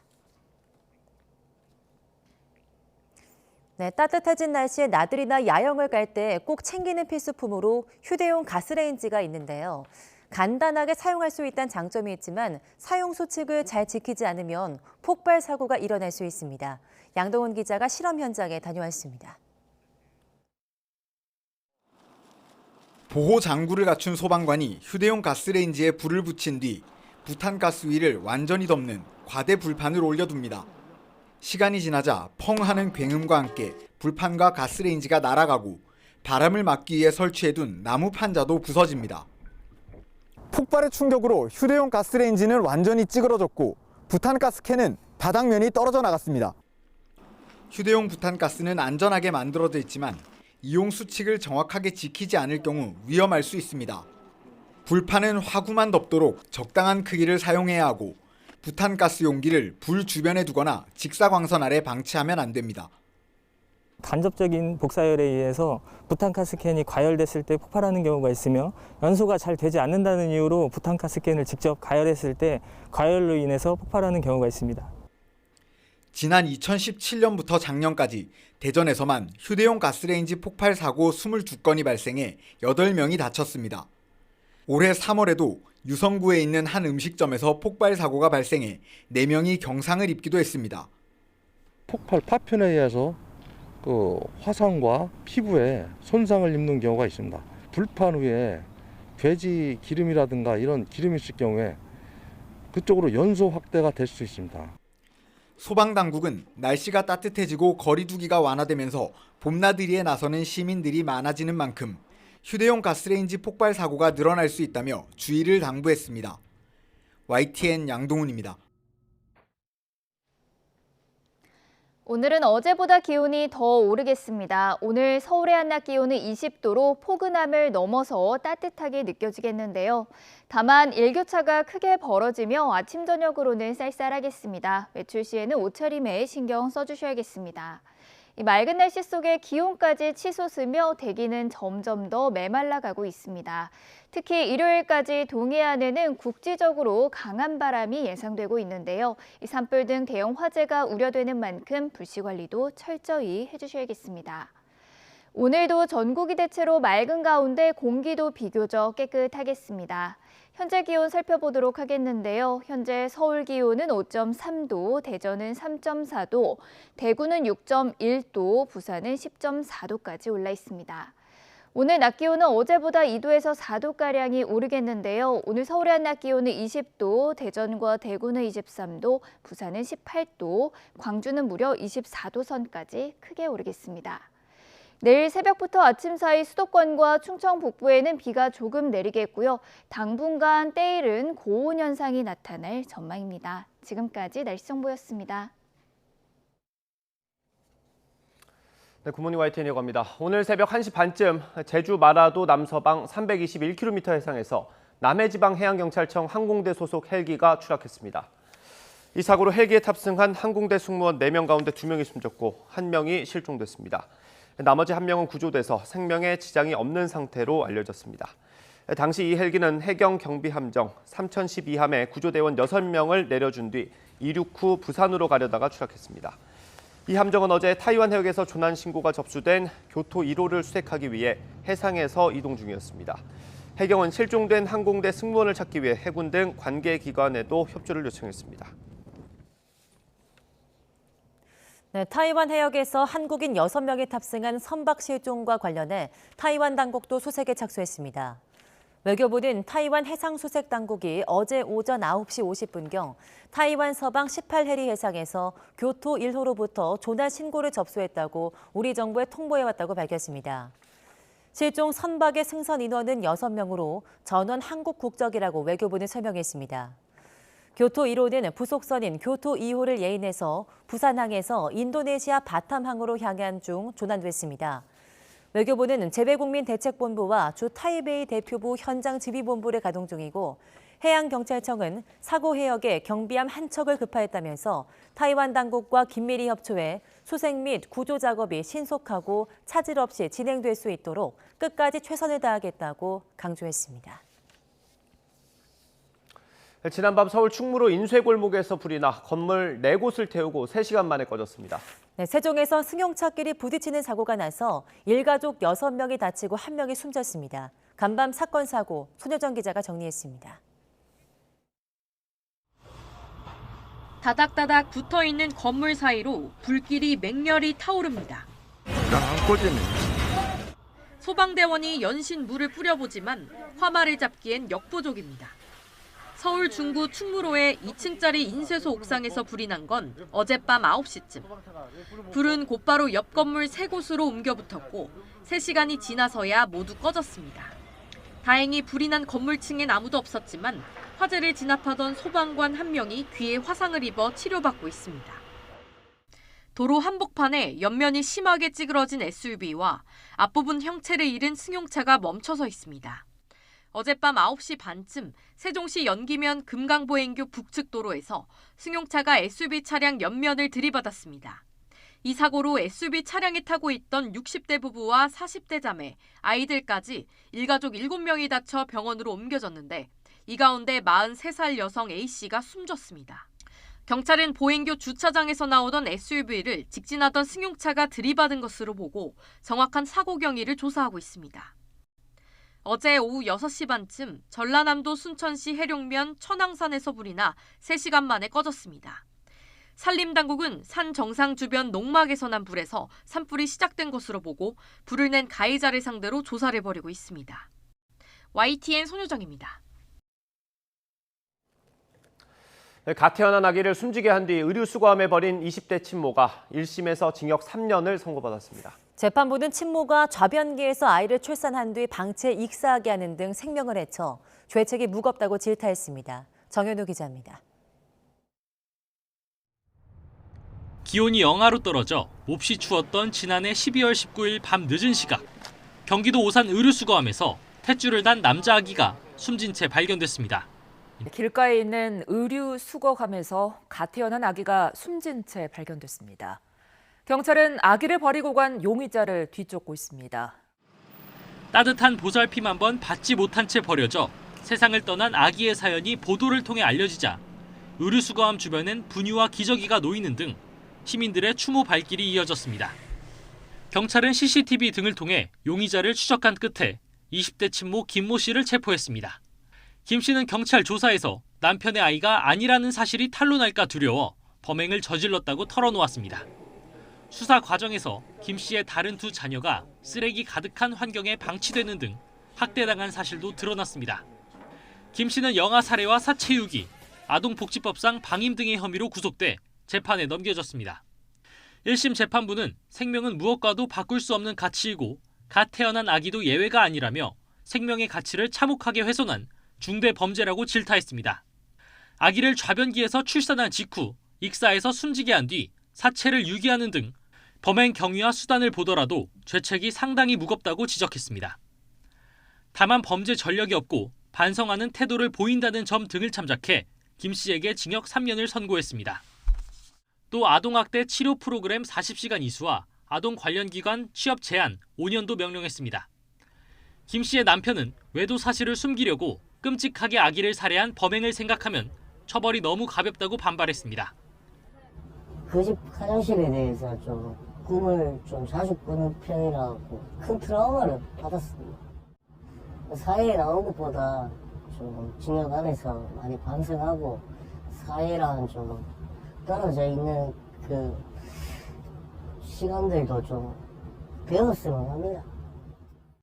앞서 징역 5년 6개월을 구형했던 검찰은 1심 판결문을 검토한 뒤 항소 여부를 결정하겠다고 밝혔습니다. YTN 정현우입니다. 네, 무면허 상태로 음주 측정 요구에 불응하고 경찰관을 폭행한 혐의로 재판에 넘겨진 래퍼 장용준 씨에 대한 1심 선고가 오늘 내려집니다. 서울중앙지방법원은 오늘 오후 도로교통법상 음주 측정 불응과 무면허 운전, 공무집행방해 등 혐의로 기소된 장 씨의 선고 공판을 엽니다. 검찰은 앞선 결심 공판에서 장 씨가 집행유예 기간 재범했다면서 징역 3년을 구형했습니다.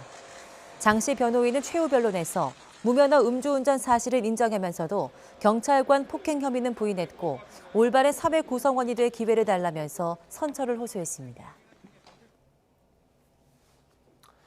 코오롱그룹의 계열사 코오롱베니트가 공급 계약을 맺은 프로그래머의 프로그램을 불법 복제한 혐의로 벌금형을 선고받았습니다. 수원지방법원 안양지원은 지난달 9일 저작권법 위반 혐의로 코오롱베니트 법인에 벌금 500만 원을 선고하고 코오롱베니트 이모부장과 프로그램을 복제한 외부업체 대표 김모 씨에게는 벌금 1,000만 원씩을 선고했습니다. 재판부는 코오롱베니트가 프로그래머 고모 씨의 프로그램을 허락 없이 고쳐 쓴 건 잘못이라면서도 고 씨가 소스코드 일부를 사무실에 가져다 놨기 때문에 불법 탈취는 아니라고 판단했습니다. 앞서 지난 2017년 코오롱베니트 측은 개발자 고 씨의 프로그램 심포니넷을 몰래 베낀 뒤 복제본이 포함된 증권거래 감시 시스템을 한국거래소에 판매한 혐의로 기소됐습니다. 네, 우크라이나에서 민간인 학살을 저지른 러시아가 유엔 인권이사회에서 퇴출당했습니다. 안전보장이사회 상임이사국이 유엔 산하기구에서 자격 정지된 것은 러시아가 처음입니다. 김선희 기자입니다. 러시아가 유엔 핵심 기구 가운데 하나인 인권이사회에서 전격 퇴출당했습니다. 러시아군이 우크라이나에서 자행한 대량 학살에 국제사회가 강력하게 단죄를 내린 겁니다. 유엔 총회는 특별회의를 열고 러시아의 인권이사회 이사국 자격정지를 요구하는 결의안을 압도적 찬성으로 가결시켰습니다. 기권표를 제외한 유효표 가운데 한국을 포함해 3분의 2가 넘는 93개 나라가 찬성표를 던졌습니다. 유엔이 반정부 시위대를 무자비하게 진압한 리비아를 퇴출한 적이 있지만 러시아처럼 안보리 상임이사국을 퇴출한 것은 처음입니다. В качестве неправомерного и политически мотивированного шага в целях демонстративного наказания суверенного государства-члена ООН, осуществляющего независимую внутреннюю и внешнюю политику. 러시아와 중국, 북한을 비롯한 24개 나라는 반대표를 던졌습니다. 특히 북한은 러시아의 퇴출을 공개적으로 반대했습니다. 표결에 앞서 발언을 신청하고 객관성이 부족한 정치적 책략이라며 비난했습니다. Prior to considering the draft resolution before us, the independent investigation must be made, and for this, sufficient time and efforts are required. 유엔 인권이사회는 세계 인권 상황을 감시하는 유엔의 핵심 기구입니다. 국제사회는 러시아를 유엔 안보리 상임이사국에서 퇴출해야 한다는 목소리가 많았지만 러시아의 거부권으로 사실상 불가능했습니다. 하지만 유엔 총회에서는 각국이 평등하게 투표할 수 있어 러시아 같은 강대국도 산하기구에서 쫓아낼 수 있다는 걸 보여줬습니다. YTN 김선희입니다. 네, 주요 7개국 G7은 현지 시간 7일 우크라이나에서 민간인을 상대로 잔혹 행위를 벌인 러시아를 상대로 새로운 경제 제재를 부과하기로 했습니다. G7은 이날 성명을 내고 에너지 부문을 포함해서 러시아 경제 핵심 부문에 대한 신규 투자를 금지하고 일부 상품에 대한 수출 금지를 확대하는 한편 러시아 은행과 국영기업들에 대한 제재도 강화한다는 데 합의했다고 밝혔습니다. 또 블라디미르 푸틴 러시아 대통령의 전쟁 활동을 지원하는 고위층과 그 가족을 상대로 한 제재도 한층 강화하기로 했습니다. G7은 미국, 영국, 독일, 프랑스, 이탈리아, 일본, 캐나다 등 7개국을 말하며 현재 독일이 의장국을 맡고 있습니다. 네, 우크라이나 부차 대학살 사건이 우크라이나 사태를 더욱 소용돌이치게 하고 있습니다. 우크라이나가 강경 기조로 급선회한 가운데 WHO는 러시아의 화학무기 사용에 대비하고 있습니다. 보도에 이상순 기자입니다. 러시아군의 부차 대학살이 악순환의 도미노 효과를 일으키고 있습니다. 젤렌스키 우크라이나 대통령은 러시아를 법정에 세워야 한다고 분노했습니다. Ми можемо раз і назавжди навчити і Росії, і будь-яких інших потенційних агресорів, що той, хто обирає війну, завжди програє. той. 부차 대학살 이후 우크라이나의 강경 기조는 새 평화 협상안에 그대로 반영된 것으로 보입니다. 러시아에 따르면 크림반도와 돈바스의 친러 분리주의 지역에 대한 주권 유보가 빠졌고 러시아의 동의가 없어도 우크라이나에서 외국 군대가 참여하는 군사훈련이 가능하다는 내용입니다. 러시아는 우크라이나가 지난달 말 이스탄불 합의를 번복했다며 수용할 수 없다고 밝혔습니다. Видим в этом проявление того факта, что киевский режим контролируется Вашингтоном и его союзниками, которые толкают президента Зеленского на продолжение боевых действий. 전쟁이 장기화하는데 협상조차 뜻대로 되지 않으면 러시아는 극단적 선택을 할 수도 있습니다. 핵에 버금가는 위협이 화학전인데 WHO는 이미 비상계획 마련에 착수했습니다. WHO is considering all scenarios and making contingencies for different situations that could afflict the people of Ukraine, from the continued treatment of mass casualties to chemical assaults. 하지만 두 나라의 협상 테이블을 내준 터키의 외교장관은 평화 협상을 계속 중지하겠다고 밝혔습니다.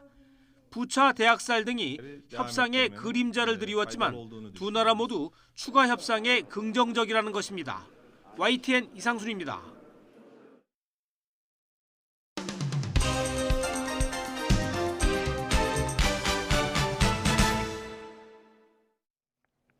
네, 4월 8일 금요일입니다. 오늘 아침 신문 살펴보겠습니다. 이현웅 아나운서가 주요 내용 정리했습니다. 어서 오십시오. 안녕하십니까? 예. 오늘 첫 번째 소식 보겠습니다. 새 정부의 조직 개편 관련된 내용이죠. 일단 현행 체제를 유지하겠다라고 밝혔는데 그 배경이 좀 궁금합니다. 그렇습니다. 먼저 인수위의 어제 발표 내용을 요약하면 정부 조직 개편을 출범 뒤로 미루겠다는 겁니다. 예. 일단 지금 체제를 유지하고 또 장관이나 기관장 등도 지금 현재 체제 그대로 임명하게 될 예정인데요. 네. 자, 그렇다면 언제 바뀌게 되느냐 이 부분이 궁금해지는데 일단 신문들은 정기국회가 있는 9월쯤으로 전망을 하고 있었습니다. 예. 자, 그렇다면 조직 개편을 뒤로 미룬 이유, 그 이유도 궁금해지는데요. 예. 일단 한국일보는 지방선거를 의식했다라고 제목을 뽑았습니다. 이 2달도 채 남지 않았는데 조직 개편으로 논쟁을 만들지 않겠다라는 전략으로 분석을 하고 있었습니다. 예. 이와 연결되는 얘기기도 한데요. 여소야대 전국도 영향을 미쳤다고 보고 있었습니다. 네. 부처를 없애거나 바꾸려면 정부 조직법을 개정해야 하는데 다시 말해서 국회에서 관련법 개정안을 통과시켜야 한다는 거죠. 민주당이 다수당을 차지하고 있는 만큼 빠른 처리가 어렵다라고 판단을 하고 있다는 겁니다. 이것도 지방선거와 민심을 의식한 거라고 볼 수 있는데요. 결국 지방선거를 앞둔 상황과 또 윤석열 정부 초기의 국정 동력, 리더십 이런 것들을 모두 고려한 결과라는 게 대체적인 분석입니다. 네. 이번 새 정부 조직 개편에서 가장 관심이 많이 갔던 게 이제 여가부의 폐지 여부였는데 그렇죠. 그럼 여가부 장관은 어떻게 됩니까? 네, 여가부 장관 폐지 공약은 그대로 이행하겠다라고 밝혔습니다. 예. 그러다 보니까 신문에는 이런 제목까지 나오는데 서울신문입니다. 예. 윤 정부의 첫 여가부 장관이 여가부 간판 내린다라고 되어 있죠. 예. 이 신문에는 인수위 관계자 인터뷰가 나오는데요. 여가부 폐지는 확정적이지만 기능이 완전히 사라지는 건 아니라고 했습니다. 예. 여가부의 역할을 다른 부처로 옮기거나 아니면 미래가족부, 인구가족부처럼 기관명을 변경하는 방안도 거론되고 있다고 합니다. 이 신문은 윤석열 정부의 초대 여가부 장관이 사실상 여가부를 없앨 이른바 이제 저승사자가 될 것이다 이렇게 표현을 하기도 했는데요. 예. 어떻게든 조직이 바뀔 가능성이 크기 때문에 여가부 장관으로서의 임기는 짧으면 한 2개월에서 길면 5개월 정도 불과할 것이다 이렇게 보고 있었습니다. 그 이후에는 새로운 역할을 할 거라는 얘기죠. 다른 신문들 보니까요. 초대 장관에 임명되는 사람을 보면 여가부의 운명도 가늠할 수 있을 것이다. 이런 분석도 있었습니다. 예. 다음 기사 보겠습니다. 네, 민주당 이재명 전 후보 언제 이제 활동을 하느냐 이거 가지고 좀 어제 특히 얘기가 많이 나왔던 것 같아요. 네, 그렇습니다. 조선일보의 전망들이 나와 있는데 6월 보궐선거냐 아니면 8월 당대표 선거냐 이렇게 두 가지 안이 얘기가 되고 있지 않습니까? 네. 이전에는 8월 재등판설이 많았다가 지금은 6월 이야기가 더 많이 나오고 있다라는 내용의 기사였는데요. 네. 6월이라면 김병욱 의원의 성남 분당 을 지역이라던가 송영길 전 대표의 인천 계양 을 또 조정식 의원의 경기 시흥을 지역에 나설 가능성이 있다 이렇게 보고 있는 겁니다. 예, 이게 지방선거에 따라 비례되는 곳에 나갈 수 있다는 거죠. 네, 그렇습니다. 6월 재등판을 요구하는 입장들이 있는데요. 8월 당대표 선거에 나가더라도 그 이전에 이제 국회의원에 당선이 되고 그 신분으로 출마하는 게 더 도움이 된다 이렇게 주장을 하고 있고요. 하지만 반대 입장도 있습니다. 인천이나 시흥 같은 경우는 출마할 명분이 떨어지고 또 분당은 나갔다가 혹시라도 지게 되면 이 정치 생명만 깎아먹게 될 것이다 라면서 출마하지 말고 차라리 내실을 다져서 8월에 정상적으로 재등판해라 이렇게 얘기하는 의견도 있다고 합니다. 예, 그 국민의힘 이준석 대표가 약간 도발하는 듯한 말을 하기도 했고요. 그렇습니다. 네, 언제 나올지 지켜보겠습니다. 다음 기사 보겠습니다. 네, 중앙일보가 공관 관련된 기사를 어제부터 쓰고 있어요. 기획 기사인데 이번엔 어떤 내용입니까? 네, 공관과 관련해서는 알려진 바가 특히나 없다 보니까 여기서 제목에서 보시듯이 깜깜이라는 표현까지 쓰면서 지적을 하고 있었습니다. 이 공관들은 대개 건물이 수백 평 규모인 경우가 많고요. 또 대지는 수백에서 많게는 또 수천 평까지도 꽤나 큰 규모로 이루어져 있습니다. 네. 그러다 보니까 시설 관리자도 필요하고 가사 도우미도 필요하고 경비 보안 담당자들도 근무를 하게 되는데 근데 문제는 몇 명이 일을 하고 있는지 또 인건비는 얼마씩 주고 있는지 이런 것들에 대해서 전혀 알려진 바가 없다라는 내용입니다. 이게 다 예산으로 나가는 거죠? 그렇죠. 세금으로 다 나가게 되고요. 공개 의무 규정 자체도 없는 데다가 또 따로 이제 기관에 요청을 하더라도 보안 등을 이유로 공개를 하지 않고 있기 때문에 알려진 바가 전혀 없다라는 내용입니다. 논란이 점차 커지니까 올 2월부터 국민권익위원회가 관련된 실태 조사를 시작하는 모습이었는데요. 앞에서 말한 것 외에도 공관이나 관사 등을 이용한 이른바 공관 재테크에 대한 지적도 그동안 있었고요. 또 공공요금이나 관리비 등까지 세금으로 지원하는 게 적절한지 이에 대한 논란도 있었는데 이런 부분들을 전반적으로 살펴볼 예정입니다. 이 권익위는 관련 자료를 분석해서 오는 6월에서 7월쯤 그 결과를 발표할 예정이라고 합니다. 이건 상식적으로 생각해도 필요한 것만 남기면 될 것 같아요. 꼭 그렇습니다. 필요한 것만. 네, 다음 기사 보겠습니다. 우크라이나 관련 소식입니다. 국제사회 압박이 거세지고 있고 비판 여론도 굉장히 많은데 전쟁 상황이 굉장히 좋지 않습니다. 이번에 어떤 사진입니까? 매번 이렇게 사진을 전해드릴 때마다 어떤 사진이 또 오늘 신문에 실렸을까 걱정이 많이 되는데요. 먼저 위쪽 사진을 보면 많은 사람들이 바닥에 쓰러져 있는 모습 확인할 수 있습니다. 독일 베를린 의회 앞에서 있었던 시위 모습인데요. 최근에 부차 등에서 확인됐던 민간인 시신들 모습 있지 않았습니까? 그 모습처럼 바닥에 쓰러져 있는 모습을 연출하면서 시위에 나선 겁니다. 이 시위에 참가한 사람들은 러시아산 원유와 천연가스의 수입을 즉각 중단해달라 이렇게 요구를 했고요. 독일 의회는 이에 대해서 우크라이나 지원을 강화하고 러시아산 에너지 의존도를 낮추겠다라고 답했다고 합니다.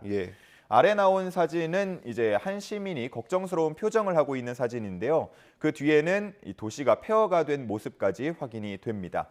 이곳은 이전에도 저희가 얘기를 했던 항구 도시 마리우폴인데요. 지금은 한 달 가까이 식수나 전기 등이 끊긴 상태로 고립된 상황이라고 합니다. 건물이 남아있는 게 없네요. 그렇습니다.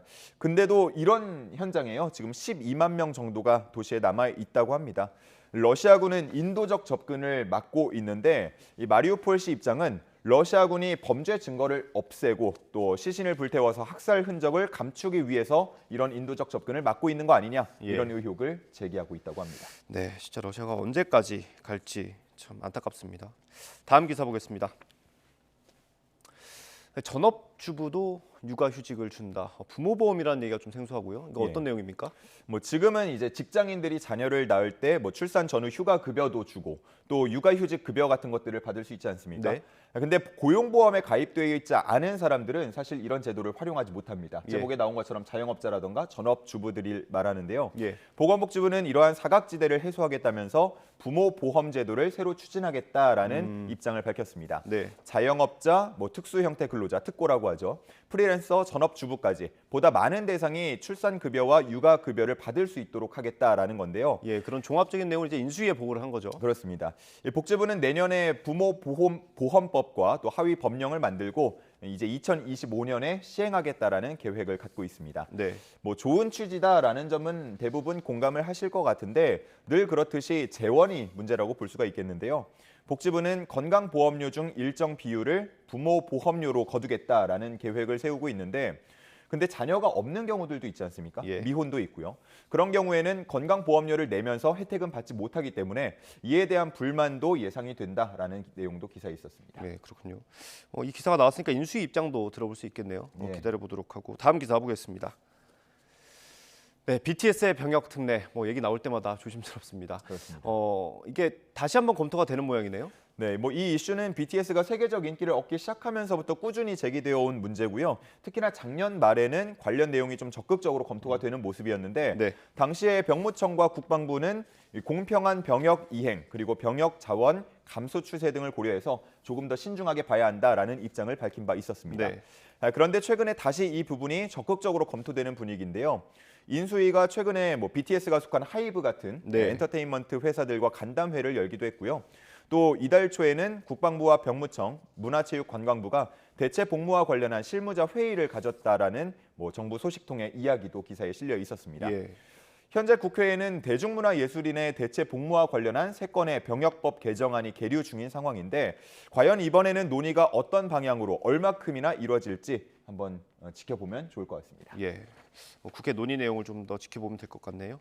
오늘 마지막 기사 보겠습니다. 네, 막내가 70살이다. 이런 얘기는 사실 어르신들이 많이 모여 있는 경로당 같은 곳에서 하는 얘기인데 네.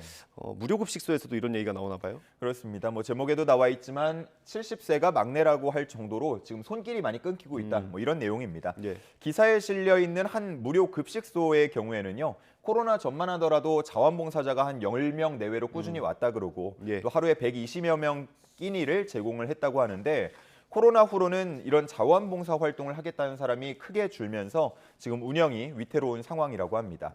심지어 최근에는 물가 상승 얘기도 저희가 많이 하지 않았습니까? 예. 그러다 보니까 운영에 아주 치명적인 영향을 주고 있다고 하고요.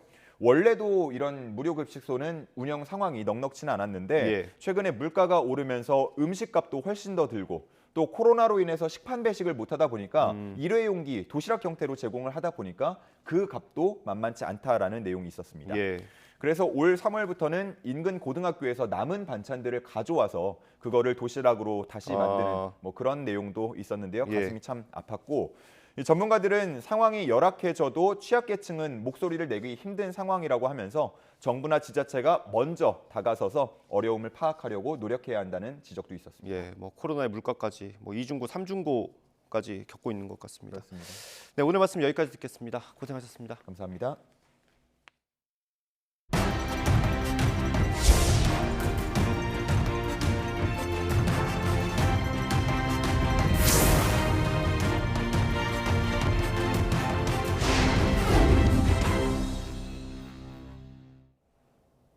네, 카타르 월드컵에 출전하는 축구대표팀 벤투 감독이 경기마다 다른 전략으로 16강에 도전하겠다고 밝혔습니다. 조국 포르투갈전의 감흥은 남다르지만 축구는 축구일 뿐이라고 선을 그었습니다. 김동민 기자입니다. 벤투 감독은 포르투갈과 우루과이가 좋은 팀이라는 말로 가나는 꼭 잡을 것이라는 속내를 간접적으로 내비쳤습니다. 벤투 특유의 빌드업 축구 스타일도 바꾸지는 않겠지만 상대하는 팀에 따라 다른 전술로 준비할 것이라고 밝혔습니다. 수비 조직력 강화에 더 많은 시간을 할애할 수 있다는 생각도 드러냈습니다. The approach to the games can be different. We should analyze the opponents and then choose the best strategy for each game. 조국 포르투갈과의 대결에 대해서는 감흥은 남다르지만 축구 경기는 축구 경기일 뿐이라며 선을 그었습니다. No difference and no issues about that. To play against my country, so will be a different experience. I need to prepare myself to do that, and professionally. 유럽 리그 일정 등이 확정되지 않아 벤투호의 월드컵 베이스 캠프 장소나 일정은 아직 정해진 것은 없습니다. 다만 예전 월드컵과는 달리 대회 기간이 유럽 축구 시즌과 겹치기 때문에 대표팀 선수들을 미리 소집해 발 맞출 수 있는 시간은 많지 않을 것으로 보입니다. 유로파를 포함한 완전체 벤투호가 중동에 차리게 될 캠프에서는 비교적 짧은 기간 동안 마지막 당금질을 하게 될 것으로 보입니다.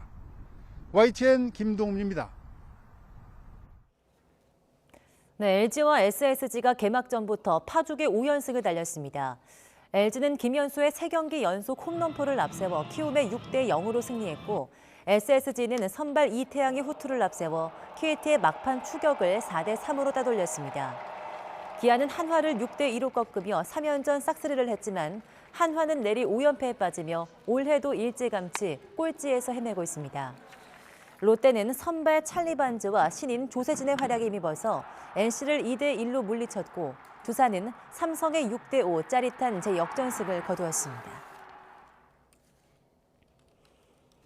네, 배드민턴 여자 단식 세계 20위 김가은이 코리아 오픈에서 도쿄올림픽 금메달 선수를 제압하는 이변을 연출했습니다. 김가은은 전남 순천 팔마체육관에서 열린 단식 16강전에서 이번 대회 강력한 우승 후보인 중국의 세계 3위 천위페이를 2대0으로 꺾었습니다. 상대 전적 3연패 끝에 과감한 공격을 앞세워서 국내 팬들 앞에서 첫 승리를 따냈습니다. 네, 프로농구 왕좌의 주인을 가릴 플레이오프가 이번 주말 막을 올립니다. 6개 구단 감독과 선수들은 자신감 넘치는 출사표를 내걸고 우승에 도전합니다. 신윤정 기자입니다. 정규리그 마지막 날까지 치열한 순위 다툼 끝에 마침내 완성된 봄농구 대진표. 4위 현대모비스와 5위 오리온, 3위 KGC 인삼공사와 6위 한국가스공사가 6강에서 맞붙습니다. 승리한 두 팀이 정규리그 1, 2위인 SK, KT와 4강을 펼쳐 승자끼리 챔피언 결정전에서 격돌합니다. 오는 9일부터 6강과 4강 플레이오프가 오전 3승제로 다음 달 2일부터 7전 4승제 챔프전이 열립니다. 결국 정규리그 때 아무도 저희를 잡지 못했습니다. 네, 플레이오프도 멀리 도망갈게요. 안녕. 4강 길목에서 만난 팀들은 팽팽한 정규리그 전적만큼 치열한 기싸움도 예고했습니다. 저는 우승을 2번 했거든요. 네, 우승 2번 했는데 반지가 2개예요. 그래서 저희를 이기면은 제가 가지고 있는 반지를 하나 드릴까 하는데 어떻게 받으실 의향이 있으신지 궁금합니다. 뭐든지 준다니까 고마운데 그 우승 반지는 저는 낙혜한테 받고 싶습니다. 경기는 저희가 이기고 휴가 정말 과자 먹으면서 편안하게 즐길 수 있도록 대항 오감자 한 박스 보내주겠습니다. 4강에 선착한 SK는 창단 첫 통합 우승을 노리고 KT는 지난해의 복수 혈전에 나섭니다. 저희 KT가 작년에 안양 KC랑 6강에서 3대0 광탈을 했기 때문에 좀 안양 KC가 올라와서 좀 복수를 한다는 마음으로. 화사한 벚꽃과 함께 개막하는 코트의 축제. 6개 팀의 꿈은 하나같이 챔피언입니다. YTN 신인정입니다. 네, 케이타가 35점 활약한 KB손해보험이 역사적인 챔피언 결정전 첫 승리를 챙기면서 승부를 원점으로 돌려놨습니다. 1차전을 내주었던 KB는 홈 의정부에서 열린 챔피언 결정전 2차전에서 대한항공을 세트스코어 3대1로 꺾었습니다. 케이타는 35득점, 공격 성공률 59%의 화려한 쇼를 펼치면서 KB와 홈팬들에게 기적 같은 승리를 선물했습니다. 올 시즌 남자부 챔피언을 가릴 3차전은 토요일 오후 2시 인천 계양체육관에서 열립니다. 세상을 바라보고 또 이해하는 방식이 전혀 다른 과학자와 예술가의 합작품. 선뜻 상상하기 어려울 수밖에 없습니다. 네, 과학의 달 4월을 맞아 과학과 예술의 결합을 통해 다양한 질문을 던지는 색다른 전시가 열리고 있습니다. 양우영 기자가 다녀왔습니다. 넓은 천위에 별 모양의 기판이 반짝입니다. 뇌 속 비신경세포인 별세포를 구현한 것으로 작가가 직접 만든 인쇄회로 기판을 전도성 실로 연결해 만들었습니다. 관객들도 직접 작품의 별세포를 달아볼 수 있습니다. 이 별세포 연구 얘기를 들으면서 제가 좀 주목했던 것은 부차적인 존재였다가 이제 남민호 박사님의 연구소에서 이렇게 연구를 하는 걸 통해서 이 별세포가 사실은 굉장히 중요한 역할을 하고 있다는 것을.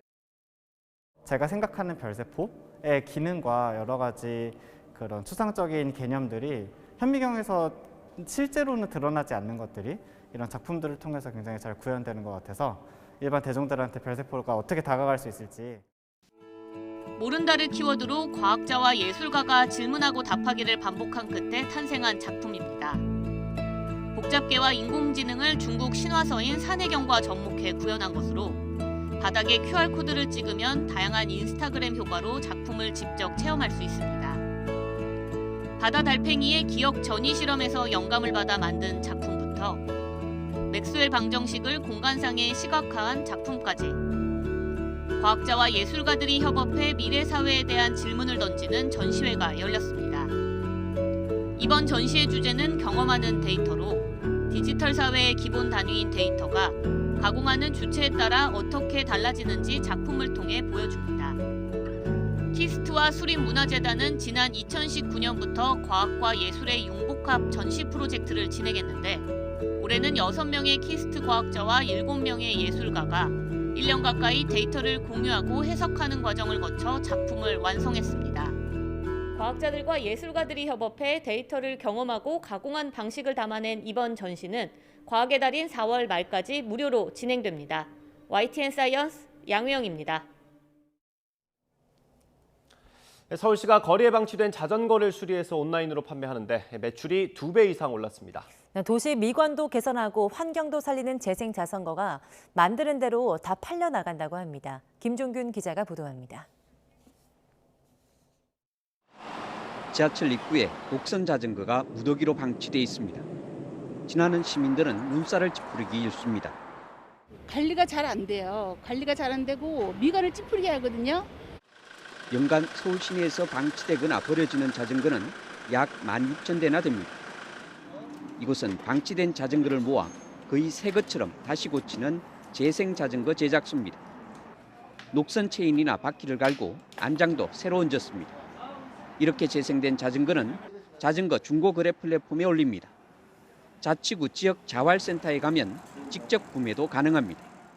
네, 현재 지금 이 어플에 나와 있는 자전거들은 이쪽으로 오시게 되면 이쪽에 똑같이 빛이 되어 있습니다. 그래서 현장에 오시게 되면 자전거를 확인하실 수 있습니다. 지난 1월부터 광진구와 영등포구에서 재생 자전거를 온라인으로 시범 판매한 결과 매출이 2배 이상 올랐습니다. 수익은 고스란히 자활센터로 갑니다. 우리가 재생을 안 하면 속된 말로 이거 다 고물로 다 팔 것인데 재생해갖고 싸게 원가로 소비자한테 돌려준다는 것이 보람을 느끼죠. 새 자전거를 만들 때 많은 탄소가 배출되는데 이를 낮추는 효과는 덤입니다. 종전에는 방치된 자전거를 수거해서 고철로 판매하여 수익이 나지 않는 사업이었으나 자활센터 근로자들에게 재생 도움도 되고 또 친환경적인 사업을 하기 위해서 서울시는 연말까지 재생 자전거 판매 지역을 전체 자치구로 확대하기로 했습니다. YTN 김종길입니다. 기후온난화로 아열대 작물 재배 면적이 갈수록 늘고 있습니다. 네, 재배 작물도 비파와 망고에 이어서 바나나까지 확대되고 있는데요. 전남은 아예 아열대 과일 공동 상표도 만들었습니다. 김범한 기자가 보도합니다. 따뜻한 날씨와 일조량도 많아 아열대 과일을 재배하기에 좋은 고장입니다. 시슬하우스 안에 탐스러운 애플, 망고가 주렁주렁 달려 있습니다. 보통 때보다 석 달 먼저 나왔습니다. 첫째 가격이 7월, 8월에 나오는 것보다는 한 2배, 3배 정도로 가격이 더 비싸고요. 판매가 원활하게 더 돼서 그러한 부분들이 굉장히 좋은 면이라고 생각을 하고 있습니다.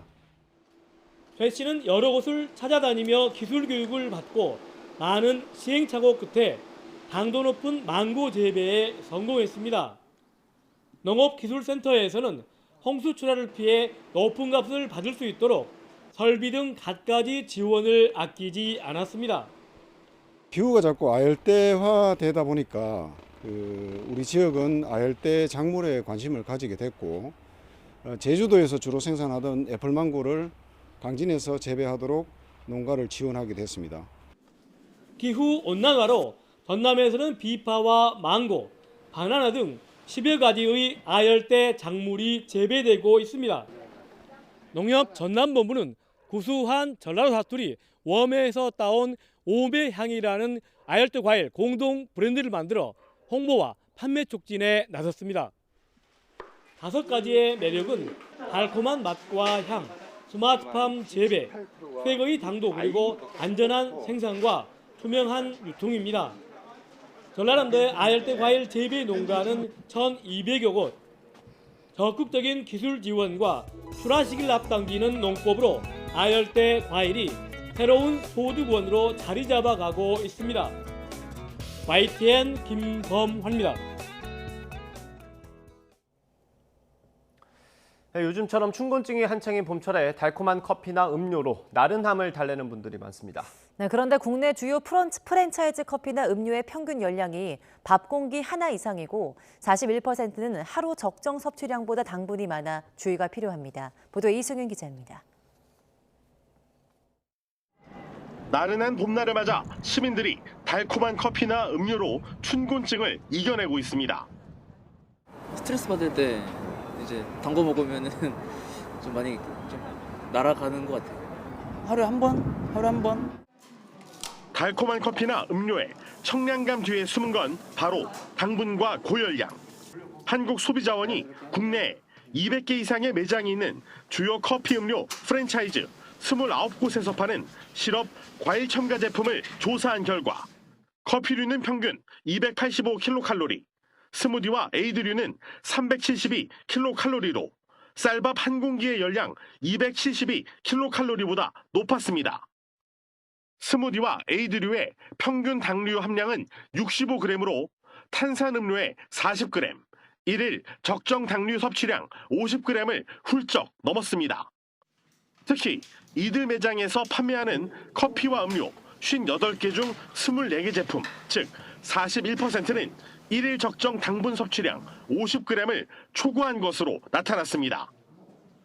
이번 조사에서 나타난 가장 단 음료와 가장 열량이 높은 음료를 꼽아봤습니다. 이 제품의 당 함유량은 107g으로 하루 적정 섭취량의 2배가 넘고 이 제품의 열량은 무려 721kcal로 쌀밥 2공기 반에 해당합니다. 당류는 과다 섭취하면 비만과 당뇨, 고혈압 등 만성질환의 원인이 될 수 있는 만큼 미국처럼 커피와 음료 전문점의 영양성분 표시 확대가 필요한 것으로 나타났습니다. 조사 대상 프랜차이즈의 영양성분 표시 현황을 확인한 결과 29개 중 22개 사업자가 매장 또는 홈페이지를 통해서 영양성분 정보를 제공하고 있었습니다. 한국소비자원은 커피와 음료 전문점 사업자에게 외식업체 자율 영양성분 표시 지침을 준수하도록 요청하고 7개 사업자의 영양성분을 표시할 것을 권고했습니다. YTN 이승윤입니다.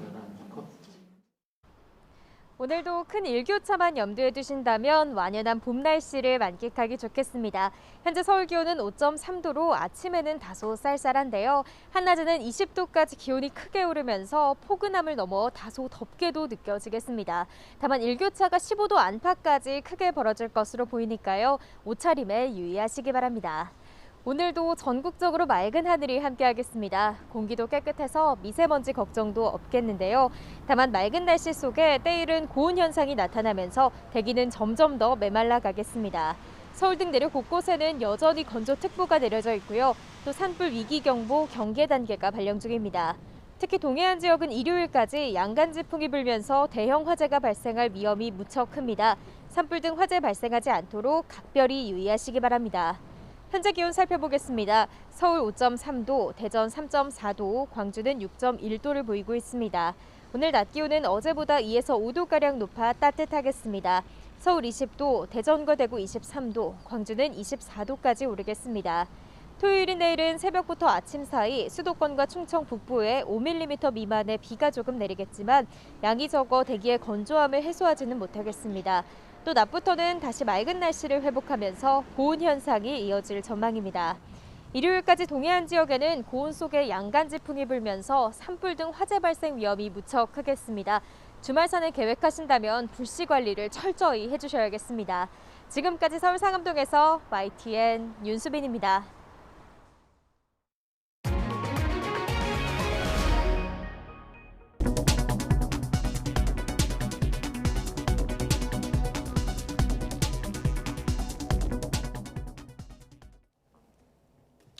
이상으로 굿모닝 YTN 마치겠습니다. 잠시 후 YTN 24가 이어집니다. 시청해주신 여러분 고맙습니다.